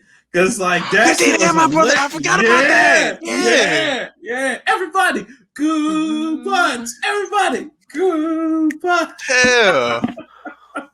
See, I think by the time I was getting into TV, that show had gone off, and they replaced it with Kenan and Kel. And then Leroy, I'm about to blow your mind again. This is another one that was before your time. C-Bear and Jamal. I remember C-Bear and Jamal. Nigga, I got C-Bear and Jamal on videotape. For everybody okay, well, I'm glad you remember that. So everybody who doesn't remember this, I want you to just know this is how wild the 90s were. This was literally a cartoon about Tone Loc as a teddy bear and a black kid in the hood. And their brothers. And this was a Fox Kids cartoon. I'm not making this up. This is a real thing. And C-Bear and Jamal, C-Bear, which I only assume means the Crip Bear. I don't know. We never know. That's what I always thought. They just thought it was cool. This is called C-Bear. C-Bear was teaching Jamal all this shit. Like, there was one episode where he's like, oh, Jamal, you always be joking on people. But what about you? And they just roast Jamal for the whole episode. And them knobby knees and them ashy elbows. I was like, damn. How the fuck they get Tone Loc to do this shit? Like, what? Like, it was hilarious. And George Wallace was the dad. Yes. And it's a very young Aries Spears. Aries Spears was Big Chill. Yes. And oh no! What you mean? I sound like I got a nasal congestion all the damn time. Fuck you, mean, cuz. I just remember that nigga said BIGCHI is in the house. Oh, and guys, yes, it was double L. It was so racist that yes, every single rap along song was like this teaching kids how to do shit. Because Tone Loc made educational raps for children in the 90s, and nobody said anything. We really just let it go. That's why it's bad as when Hammer got his own show. The Hammer Man. Don't hurt him, Hammer. Please don't hurt him. The Hammer Man and like Wayne Head are synonymous with, for some reason, to me. Oh, and Little Pimp. Remember Little Pimp? Oh, Jesus Christ. Again, I'm glad most of these shows went off by the time I was growing up. Guys, it was so crazy. Even we talk about Tone Loc, but he got a platinum album that was #1 for a while. He does. And I'm just saying, that's how ridiculous the concept of the show was. I have no beef with Tone Loc, but just C-Bear and Jamal. C-Bear and Jamal. And yes, guys, the colors were black, red, and black. And green. No, black, red, and green. I'm sorry. Black power. And Tone Loc was orange. It was orange. On top of that, guys, that just back then anybody had a cartoon. Matter of fact, I ain't want to do this, but I'm gonna do this real quick. Michael Jordan even had a cartoon. Remember the Michael Jordan and the All Stars? Because Michael Jordan, it was Michael Jordan, Wayne Gretzky, and who the fuck else was it? Was it a football nigga? Was it Bo Jackson or Bo Jackson? It was Bo Jackson, Michael Jordan, and Wayne fucking Gretzky. No. When I tell you that was the most awful fucking show, because I didn't know about the show. Somebody had to tell me about this show. Yo, watch that shit on YouTube. I believe. Listen, y'all. I say this with all confidence. Hot take. That's why we can never get Michael Jordan on NBA Live anymore. Because after that shit, he was like, "Nah, you gotta charge at least $1 million to get my name," and hardly anybody fucked with him again. If you ever see that, you can look it up on YouTube. That's what it's on. That show was bad. Did you see the one where Ace Bay made fun of him? No, I didn't. I didn't know he did that. I didn't know he went that far. He got Michael Jordan roasting this kid in the wheelchair. It's just like, nigga, why are you wearing booty shorts? It's like, nigga, I'm wearing Jordan, nigga. I got shoes named after me. That's nice. You still wearing coochie colors. My man! Oh, y'all had to be there. Y'all, let me tell you something. Saturday morning cartoons back in our time were so awesome. Captain N and the Game Masters was fucking normal compared to some of the shit we saw. Hell, like your boy, what's his name? Howie Mandel had Bobby's World. Nobody talks about that anymore. I still got a Bobby's World tape. Because ain't nobody gonna believe that shit even happened. Bobby Generic? Bobby Generic? It's Generic! Bobby got on that goddamn tricycle and he ran shit through. He popping wheelies and everything. Just want to let you guys know that shit was so popular, by the way. Harry Mandel still eating off that, and he made a video game off that shit. I did not know there was a video game, and don't even explain it to me because I don't want to know it. Even Rocco's Modern Life had a video game on Super Nintendo. I knew that, but yeah, man, you had to be there. It was truly an era. I feel bad for you kids now, man, because y'all got some cartoons, but y'all have Saturday morning cartoons. Y'all don't know, man. You don't know the anime. heartbreak. If these kids didn't have anime, they wouldn't have shit. They wouldn't, because y'all don't know about heartbreak. Y'all don't know what it was like to watch a Saturday morning cartoon and that shit get canceled. You just didn't see it again, like Capital Critters or like Pirates of the Dark World. Man, that shit was just like, oh man, we got like 11 of the 13 Treasures of Rule and canceled. I remember. What was his name? He was the Happy Transformer. Cubics. Yeah. Cubics was so cool, and it was this close to being an anime, and I was like, I love this show. Reboot. Remember they cut Reboot, and then Cartoon Network years later had to fight to get it. About to say they had to fight to get that shit finished, and it still wasn't good. Now I'm dropping another one, y'all. This is another ridiculous cartoon, and then I'm gonna let it go. Dinosaurs and Cadillac. That was a real shit. Look that shit up, B. Leroy, I don't know if you know what that is. Dinosaurs and Cadillac was like these niggas really were back in time. Yes. There for some dumbass reason, Cadillacs were there. Yes, I do. Oh, I was telling my wife about this shit last week. Yeah. I want that to come back because that shit. You know what else was dope? Cops. I don't know if you remember that, where they had the bionic cop, the black cop that was bionic dude. Yeah. I forgot his name. Man, I had the toys and everything, bro. Dinosaurs, yeah. Ooh, Dinosaurs and Cadillac. Woo! Bring it back again. No. Thank God it was only one season. Yeah, and we didn't see it again. And guys, it wasn't just one people or one network in the Saturday morning cartoons. Everybody was in this shit. 5.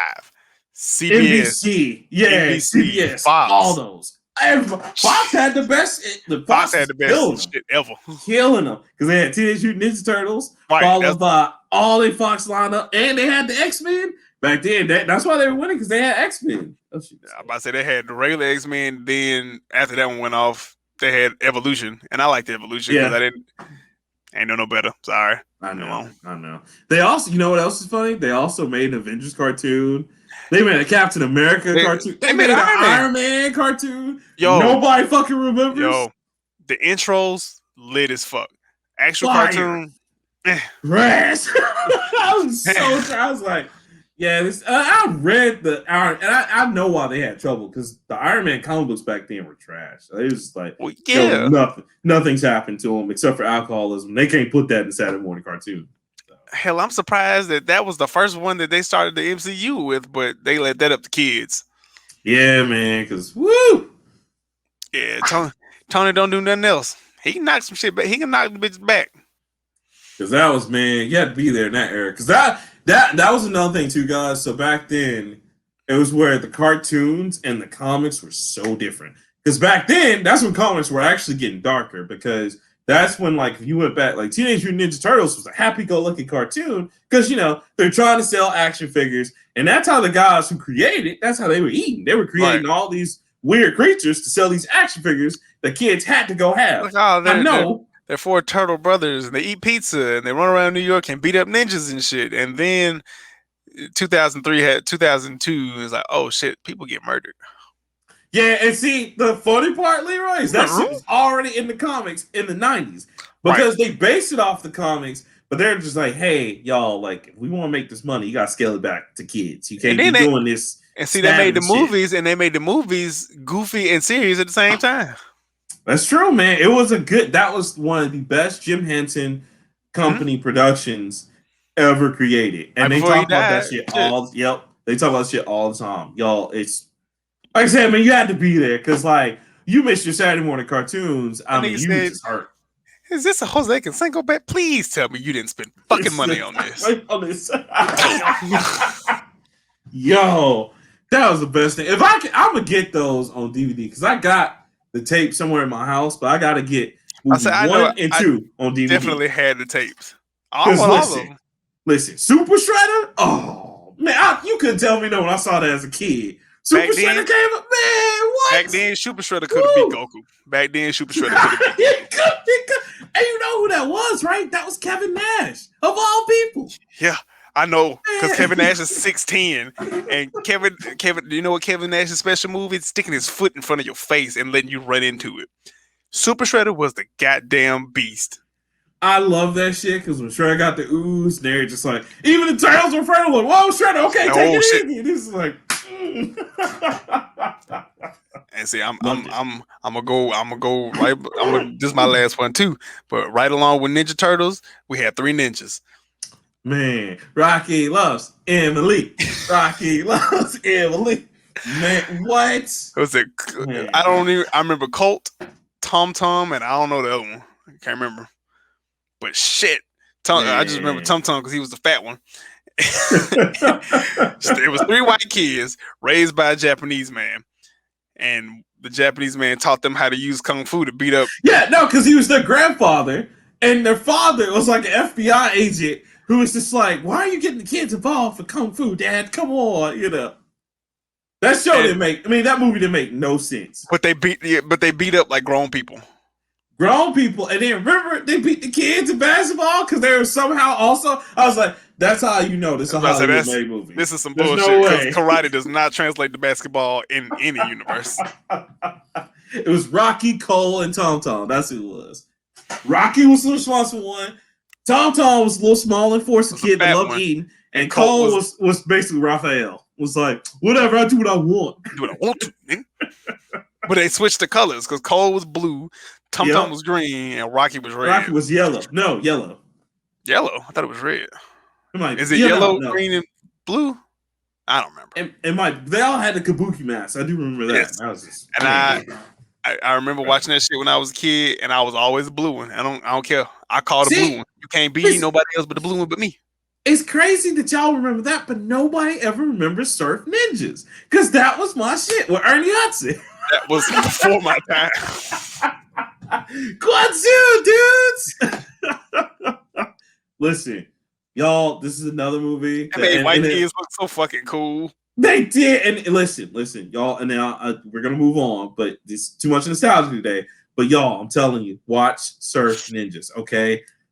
Tone Low. Again, this guy was just great. Tone Low was everywhere. Right? He was everywhere. He was a detective trying to keep up with these surf ninjas. And there were ninjas that could surf. It was hilarious. The kid can even tell the future through his game gear. It was just great. Yeah, it's a whole. Look, it was a whole era. Back then, it's the 90s and shit didn't make sense because crack. Everybody we were still recovering from crack because no, the executives were still doing crack. They were like, all right, great shows. Right. Fuck, stay with me. What if we got the Fresh Prince and Martin to be undercover cops? And they just hold on. Oh, that's a good idea. That's a good idea. Whoa. I need ideas like, all right, we got the Power Rangers, right? Cool. All right, let's take 3 kids and let's take them into a haunted mansion. And then the ghost Beetleborgs. The ghost of Liberace is gonna come up and tell them he will grant them one wish if you can keep a secret. Everybody's like, pretty sure those kids got raped. I ain't gonna lie. I ain't understand Beetleborgs for shit, but I had action. Oh my god, Beetleborgs. They had a dope ass theme song. No, you know what else is dope? VR Troopers. Y'all ain't gonna sit up here and like VR Troopers. VR Troopers was trash. I'm sorry. So stupid, but it was so good. Why do we watch that shit as kids? Why? The same reason we watched fucking GoBots when Transformers was on. Because that shit was on reruns, and I was like, you know what I really want? No. What about when the Japanese said, "Oh, y'all want Transformers? Y'all like Pokemon?" Metabots. Yeah. Metabots DX. Oh, nigga. I was like, oh my god, this is everything I don't want in Pokemon. It's very sad that Pokemon came out. Digimon actually came out first, then Pokemon, and then Yu-Gi-Oh. Pokemon, because of the trading cards, said, see y'all later. We're gonna go make these millions. Yu-Gi-Oh got picked up by Fox Kids in the 90s. Then came up to Cartoon Network, sold like gangbusters. Digimon, for some reason, remained in like ethereal obscurity, but it had the best story. It had a 10 times better story. You know what? Facts. It's very much facts. I'll agree with you on that. Because you know what's sad is they have a good serious anime right now. I just can't watch because I don't know what the fuck's going on. I'm like, I didn't watch the whole Digimon, so. And Pokemon changed. Can't start now, player. Pokemon had 151 Pokemon. Then they got to the Hoenn region and added like another 100. And you know what Digimon said? We're going to add guns and metal to everything. And we're going to sell this shit. And then it was like, okay, fuck. Yu-Gi-Oh series don't even fuck no more. Yu-Gi-Oh was in season 1 for like 6 years. And then they changed it. But you know what they didn't change? The main fucking character. Because it's still the same nigga. And why was Yu-Gi always the GOAT? Yu-Gi they finished Yu-Gi-Oh with him still not losing. Yu-Gi ain't lost a fight yet. He ain't lost a fair fight. The last time he had to lose a fight, Kaiba was going to kill himself. And he was like, look, I ain't going to do that, bro. I ain't about that life. Somehow I have to activate a trap card. Oh, hold on. But yeah, bro. So it's just, but you know what? We say all that about like old school stuff to kind of go into my next story real quick before we finish out these stories. Nigga, speaking of shit that's still going on, JoJo's Bizarre Adventure, nigga. Just season 6, bitch. Let's go. Look, wait. First of all, did you finish? Did you finish it? No, I gotta finish because I you know what I started doing? Shout out to Yuki Christie. I'm on episode 13 of One Piece. I noticed that because I opened the Crunchyroll and I was like, this nigga been watching. I'm trying to catch up, bro. I'm gonna catch up. I'm gonna watch a couple of episodes. Man, I will say they're kind of right because shit kind of picking up right now because he's getting the crew. Yo, people got episode 13, nigga. Man. We have 800 and no, 968. I looked. So we got 850. No, nigga, we got 950. Oh, 950. We go, God damn. We look, I can see it now. We're gonna be what it was back on the show. Nigga, season 4 though. Look. If you ain't watched the shit, just get to episode 365. I swear this shit gonna jump. I swear it's gonna jump. I swear to God, my nigga. I put this shit on everything I love. It's just gonna jump. Part 6, Leroy. Are they ever gonna stop JoJo's, man? No, because Dio is unstoppable. Just wait till you get to the nigga who punches zippers in the reality. I swear to God, you gonna hate me and that show when you get to him. Bro, I will say I laughed so hard when I saw your meme today about Tatara. We put bitch in the GPS. I was like, that's facts. That's real facts. That nigga is hard at breakfast. You think Goku like to fight? That nigga like to fight for no fucking reason. Bruh, okay. I'm gonna say this. Put bitch in my GPS and it came here. What? You're gonna hate this, bro. I'm gonna say it. I need a fusion between Goku and Jotaro. Let's do it, baby. Come on. Come on. Gojo can't fuck with that. Telling me Goku got a stand now? Oh, shit. Goku gonna be looking pretty and shit. Oh, just wait. Just wait till you get... Wait, where did you stop? You on 2? I'm on part 2, yeah. I'm like at wait the till end you get of to part 2. 3. Wait till you get to part 3. Oh, my God. I started watching that on Crunchyroll. And I was like, oh, my God. How many of the... Oh, Jesus Christ. Yeah. Look, I wish I could say it slows down, but it does not. It doesn't. It really... It's just like, hey, you know all that weird shit we did before? Yeah, you fight bananas in this season. You're like, nigga, why? But you need all of the previous information to fight the bananas. I love it. I'm here for it. Because when they fought the baby, I was like, yo, my guy, come on. Come The on, baby. man. Which one? Oh, which one was The Nightmare. It was the Grim Reaper. But he was a baby, and they had the baby, and they were shipwrecked. That shit was just like that is not shit. I know, man. It's getting weirder and weirder. Wait till they fight. Wait till you fight the goddamn monkey. Yes. Don't get attached to anybody, but you just gotta watch that shit. I know. Bro. I swear to God, it's good. I do need to finish it. You're right, because like I've been trying to get back to finishing that. I'm gonna try to no One Piece, even though I will say One Piece is keeping my attention. I just maybe that's the problem. Wait. I just watched it at a bad time. Last time I was watching it. You're on part 2. Yeah. So this isn't Jonathan. This is Jotaro. No. Jotaro. This is the Japanese kid. Yeah. Yeah. No, this is the Japanese kid. The Japanese kid. Yeah, Jotaro. Yeah, yeah. So you're on that part. I guess, yeah. Yeah, because he just remember his mom is cursed, and so they're going to find. And they just found. I just made it to it. They just found out old dude is back. Old dude, what's his name? The chicken guy. They just found out he's back. Abdul. Yeah. Oh, yeah. I found out. Yeah. Abdul's cool. Abdul's cool. It's okay. Don't get attached. You said part 2, and I'm like, part 2. That was with the Pillar guys. Yeah. No, you're right. It's actually this is 3. You're part 3. Yeah. Yeah. You're on Stardust Adventures. Yes.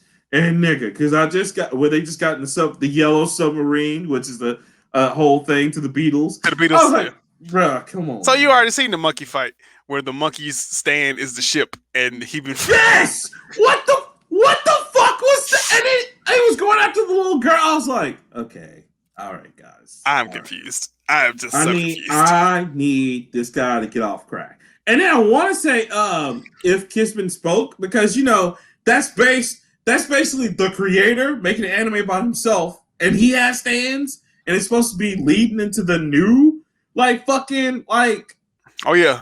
Oh, trust me, stands don't go away. Again, wait till you get to the part.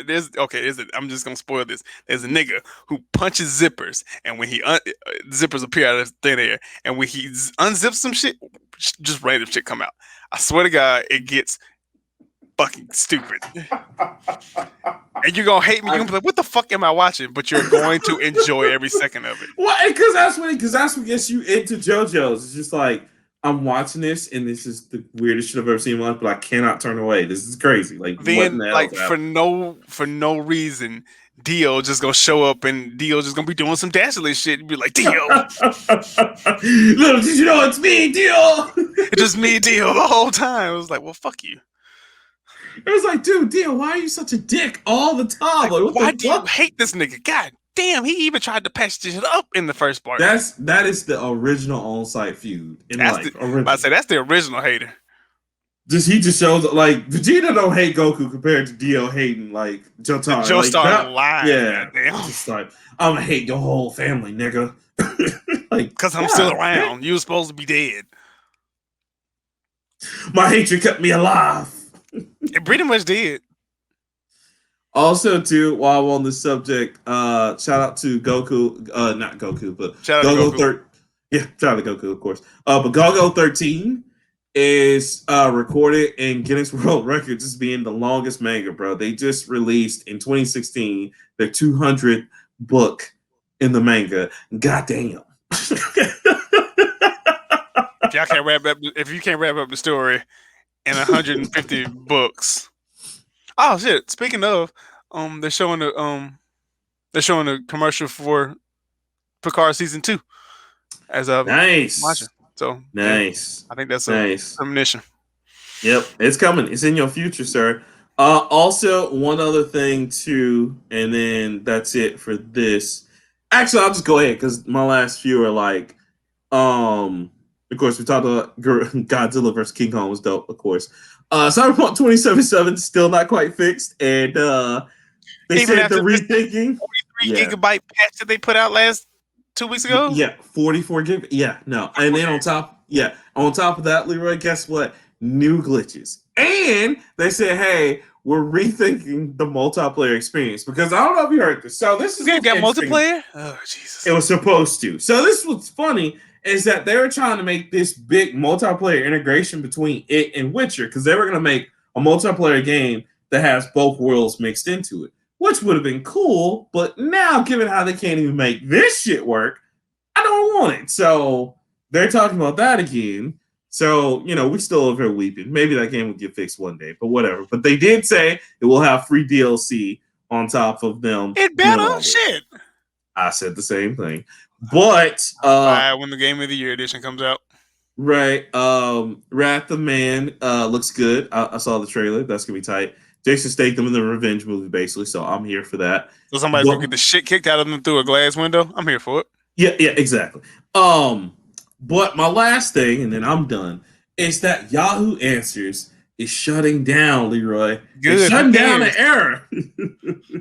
Where else am I gonna go to ask really obscure questions anonymously? Google, Bing, Quora, Reddit. And don't forget Craigslist before, when they had the disconnects. I saw you at the Washateria. I wanted to fuck, but I was too shy. You was in Subway, you got a meatball sub, but you put pepperoni on it. Just letting you know I was 3 dudes behind you. If you see this, hit me up. What? Misconnections on Craigslist. I saw you dropped your ice cream, and when nobody's looking, you licked it off the ground. I'm with that shit. Call me. I'm with that shit. Call me. And niggas put their real phone number out there. Like, oh my god, this is creepy as hell. But yeah, man, end of an era again, guys. It was no one of those had to be there moments. But back then, you ask Yahoo was just anything. Dumb shit. Am I supposed to put onions on a tomato on the am I supposed to put lettuce on a BLT? A whole thread. Like, no lie. A whole thread. I mean, honestly you can do whatever you want to, but I think you should. And then you would see like 5 people be like, well, I don't know. I don't do bacon, lettuce, tomato. I do BTs. And it's just like, what? What are y'all talking about? What the fuck are y'all talking about? It ain't no real bacon, lettuce, tomato sandwich unless you put turkey on it. Where did turkey come from? Where did turkey come from? Oh my god! Like who asked? And then you always got one dude trying to flex. Only broke boys use regular ass mustard. I use Grey Poupon, bitch. And you just like, oh my god, this Grey Poupon is overrated. First of all, it is. It is not that great. It's just spicy mustard. It ain't it's that just fucking good. Really bad spicy mustard. You mean right? Correct. I would much rather have like regular spicy mustard, but that is besides the point. That's it. But that's it for me. Oh, and one other thing. Sebastian Stan said people be out here trying to activate him in public. For one, if I was Sebastian Stan, I would do that. I would turn for real and I'd choke the shit out of him. Like you walk down and you say, I don't know, remote control, and then that'll give me an excuse to choke the shit out of somebody in public. And no, you can't. They're trying to sue me for assault. I was preparing for a role. You can't do tax that. Write-off. It's always gonna be one motherfucker that just makes it weird for you because you're just like squeezing it. He's like, "Oh, harder, daddy!" And you're just like, "Oh, what am I doing? I'm out of here. Oh, I'm out of here." Were you trying to choke? Were you trying to kill a bitch, but she into that kind of shit? Like, I'm out of here. She just died. That's all you got. What's wrong with you? You ain't shit. I've been choked harder. Like, okay. Now spit in my mouth and pull my hair. Oh, you freaky. Oh no. And that's when you put her down and you put some hand sanitizer on. Oh, you freaky. Madam, this is a residential area. Man, this is a gated community. You can't just say shit like that. There's kids on this train. Oh my god. So yeah, bro, that was fun. But yeah, that's all mine. What you got? I'm gonna wrap up too. DC introduces a Monkey Prince superhero, which we know who that is. Yep. I don't know why they're adding. I don't know why they're adding Wukong to. Well, I do know why, because it's the age. It's to protest the age. It's Asian super positive Asian positivity month because I am sad that a group of people were targeted, but everybody is gonna blow this shit out of proportion. So it's gonna be like super Asian stuff everywhere. Well, and that's the wrong reason to do it. All right, and then on top of that, Leroy, I mean, come on, man. Like DC ain't got shit going on. They like, yo, come on, man. What else can we get for the people? I mean, the Snyder Cut was good, baby. What else can we get? Black Superman. It's like, nigga, why? No one asked for this. That's just like, you know what else nobody asked for? You know what else the streets didn't ask for? A Dynasty Warriors movie. I know you heard about that shit. I have. Apparently, it's gonna be kind of shit. It's gonna be kind of fire. Leroy. How what people say? The streets don't want this. Which Dynasty Warriors, though, is the question. I don't know. It might be a mixture of all 15 of them, but listen, the streets don't need this one, all right? Just do 7. Just do 7. No. Look. I'm gonna let this cup pass for me, okay? Like, no, don't do it. Lord, if it be your will, let this cup pass over me. Let it wash over, because I can't. No. It wasn't gonna be 4 hours long, just action. We don't need this in the streets. We don't. The company released its 100-page DC Festival of Heroes, the Asian superhero celebration commemorative anthology on May 11th, and one of the 11 stories inside will tell the tale of a new superhero, Monkey Prince. Hero is obviously inspired by the Monkey King of Chinese mythology, Sun Wukong, and will be the star of the 12-page story. The Monkey Prince hates superheroes. Also, I'm sorry, can I just go in and say this? If DC really cared about the Asian community, right, then they were really, and it's just me hating. It's just me hating. Real quick. Just me hating. Because I know what you're going to say. Right. Then why the fuck is Batman still the number one martial artist in the fucking universe? Okay? Because with time and preparation, Batman can beat anybody. Fucking hate those people. You know what? Those people are right up there with 2 Goku niggas. Batman can beat anybody. So he can be Goku. Yeah, with time preparations, because Batman will go back in time, get the Dragon Balls, and then when Goku beats him, he'll just wish himself back and then say, I wish me and Goku never fought, and then boom, Batman won. Batman I ain't got shit against Batman because Batman dodged the shit out them Omega beams after he said, ain't nobody dodged my Omega beams. And you know what Batman said? Backflips, nigga. Not 1, not 2, 3 backflips, nigga. 3 backflips. And I think Darkseid was just stunned because ain't nobody ever did no shit like that before. He was. Everybody else can die. Jesus, get him. That nigga's okay. He's okay. He's okay. Let him live. He good. He didn't do that shit for Green Lantern though. It was on site for Green Lantern.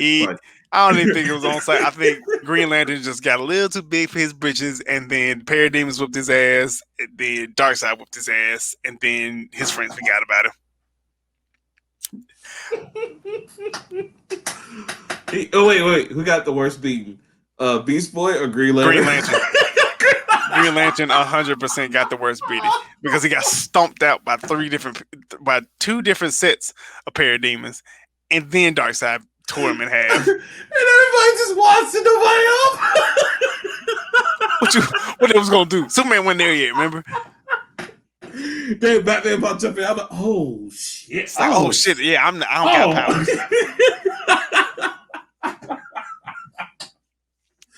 Oh god. I'm gonna sit this one out. I'm gonna let this cup pass for me. No! Green Lantern looking at Batman's eyes, everything just getting stuffed out. Please!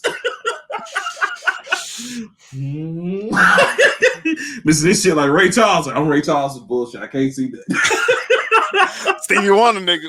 I just want to help all the children of the world. Did you know bats are blind? I'm using soda.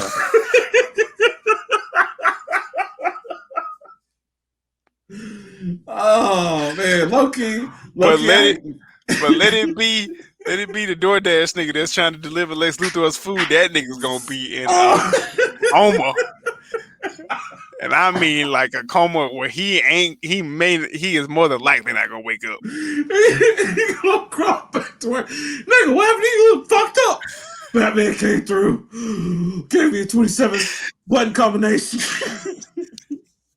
That nigga ultra combo my ass. God damn, what happened?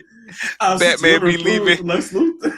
Batman leave henchmen like they got to get pieces back together like Humpty Dumpty, boy. All I did was bring this nigga some.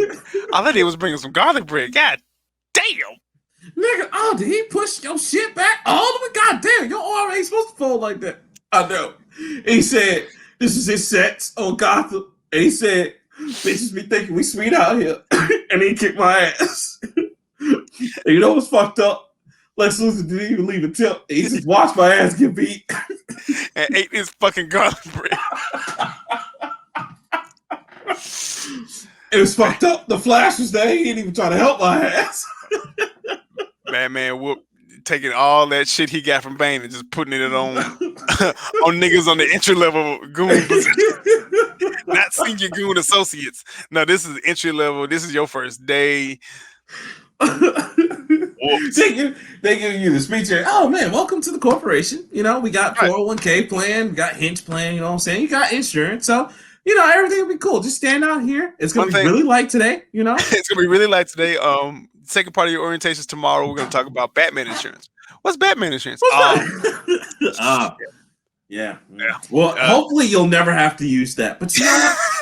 You only have to wait one day. So you know what? Nothing will happen to you today. You know, don't worry about it. You have a 364 out of 365% chance of Batman showing up and destroying your life emotionally and physically.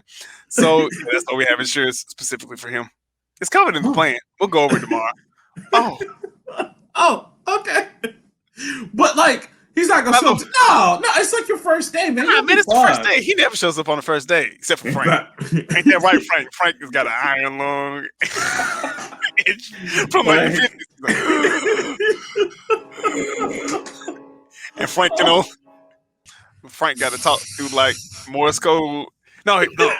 Frank got that little bell that the Mexican granddad dude had from Breaking Bad. It's like, what the fuck happened to him? Oh, nigga.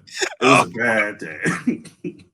Batman thought that the Joker came through here. What we really said was we was going to play poker, and he thought he heard the Joker through the back computer, came through, wrecked Frank shit, just all the way through. That's why we take up a collection every month for his wife and family. He'd be like, Batman did that shit to him, and he just said he thought he loved Joker? God damn. Yeah, but again, guys, listen, it's so fun here. Bane's really nice. We do a game night. It's great. Listen, just stand here. Don't worry about the Batman, all right? Just have fun tonight. Thursdays, every other Thursday, we do a cookout, but last time Batman came through, it was Italian night, and let's just say we can't serve Alfredo around Jimmy walking around with a fucking colostomy bag and an IV, but he's still henching. Almost that retirement plan of 2 years. That's right, Kai. You're gonna make it. You're gonna make it. He's not gonna make it. What happened? Oh man, nigga, he was here that one time. Batman and Superman was here, nigga. That was a passionate ass whooping he got that day. See, you know, you think Superman would be worse. Superman's actually a nice guy. Nice guy, beats you up, carries you to jail, all fine. Batman tries to take you apart. And I don't mean like take you apart, pick you apart. I mean like he tries to take you apart. He will pull your arm off and beat you with it if it didn't violate his rule. Have them like on the ground like, man, I've seen some stuff, man. Batman played Mortal Kombat with me. It's bad. Batman is the create your own fatality guy, and he just beats the living shit out of people. Like, they gotta wire people's jaws shut. Ain't no reason for this. Well, Batman still comes through talking to him, like, I didn't kill him though. Like, no, but you might as well. Look at him. Why did you have to break his leg? Do you call that a state of living that he's gonna be happy in? He is in a puddle of his own juice. Right. Did you have to break his leg in 3 different places, Batman, to get that little bit of information you got from him? Well, you know, the Joker was... Come on, nigga. You know you're going to just get the Joker and let him get away. Come on. Roy ain't going to never walk again. Roy just dragging his leg like, oh, Jesus. Kill me. Why? Again, it's like we was playing Arkham Knight, and the Batmobile was just hitting people. He's like, they're not dead. Batman, that was a whole spike that went to that dude's chest. No, it's electrified too. He just went to sleep. He just went to sleep. Really?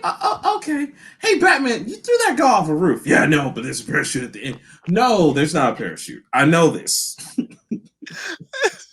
See, it's not like a Spider-Man. I was saying, where he just like knock him out, and web, you know? Web will hit off of them and stick them to a building. Batman just kicks the shit out of people off buildings.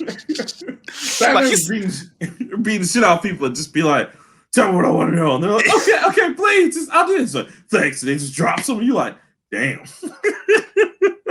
It's like, like, tell me what you want to know. Bam. Okay, I'll talk. I know. I'll talk. And then he'll tell him, bam. It's like, I thought I told you what you wanted to do. Why you still hitting me? I need you to learn a lesson. Bam, bam. Elbow. Work the body, power. Hot take, man. Was Batman the dude that came up with waterboarding? I gotta do it to make people talk. Probably was, to be honest. Batman is the greatest torturer ever. Aquaman's in the room. It's like, Batman, I don't prove this shit. I'm not the smartest person in the room, but I think you're simulating drowning. Shut up, I know what I'm doing. Swear to me, I can't breathe, nigga. Oh! I have to sit there with the trident because he know he want to do something, but he don't want to do something. He just sit there with that disapproving look. I don't like that shit. I'll let this shit off. I can't do that back. You know, Batman. I'm scared of that nigga. I don't give a fuck. You know, Batman is scary when Superman and like Wonder Woman are afraid of like that motherfucker. Is he ever happy? Like, oh, you know, he got a couple of screws loose. Yeah. Oh my god. Oh my goodness. Oh, so you got anything else, Leroy? I really don't. Because now I'm gonna laugh about Batman putting low-level gang members in comas. Batman is the greatest MAGA hero that ever lived. Hot take. You got a dime bag of weed. The police will let you off with a warning. Batman will damn near kill you for that little itty bit. All right, I'll tell you what. I'll let you go home if you stop selling drugs. Okay, and I'll let you live with one of your arms. What do you mean? I got both arms. Oh God, why? Text your plug. Hey, cuz, how much for a? He takes you back. Fuck that nigga. Batman out tonight. You gonna have to wait till Tuesday. Staying in the crib tonight, man. I saw that light, man. Y'all tripping. You know how me killed out here. Man, come on, man. He ain't gonna see you. No, you said that last time, nigga. I'm in the wheelchair now. Ain't taking them bets. I just got a rehab. Nigga, I was fucking around dealing when Justice League's out. Nigga, they took turns on my ass. Not happening again. Oh, Jesus. Have you ever been thrown in the air by Superman and caught by Batman with a roundhouse? No. Superman don't throw light. Jesus. He threw me up so high, I got cold. And I couldn't breathe for a second. And you know what I did? I fell back down and he caught me. And I think he disemboweled me when he caught me. And then Batman beat the shit out of me. Tell me what you know. About what, nigga? I said, about what? I'm off today. I already know I'm off on Wednesdays. I said it because I gotta go pick up my daughter. Listen. That's how Batman caught Deadshot in the movie. He's picking up his daughter. Like, hey, nigga, I got you. Like, damn, you gonna do this in front of my daughter? Damn. It's hateful, cuz. You a cold piece of work, bro. You know that? That fucked up. I'm gonna go quiet today. I want my little girl to see what I can do. I'm gonna fire your ass up next time. Oh, Jesus. Okay. Oh, my God. I'm closing it out. Guys, it's been a wonderful show once again. You can catch us everywhere at the Nerd Plate. Catch us on Twitter. We just telling you about all the crazy, funny, like memes. That's what they call it. Thank you to my boy Leroy over here for doing it because he be killing it out there. And then, of course, join us in the conversations. We also be talking crazy about stuff. Guys just gotta be there. It's an hero when it comes to the nerd plate. Once again, I'm Rockman3K3. My name's Leroy. And we out. Peace.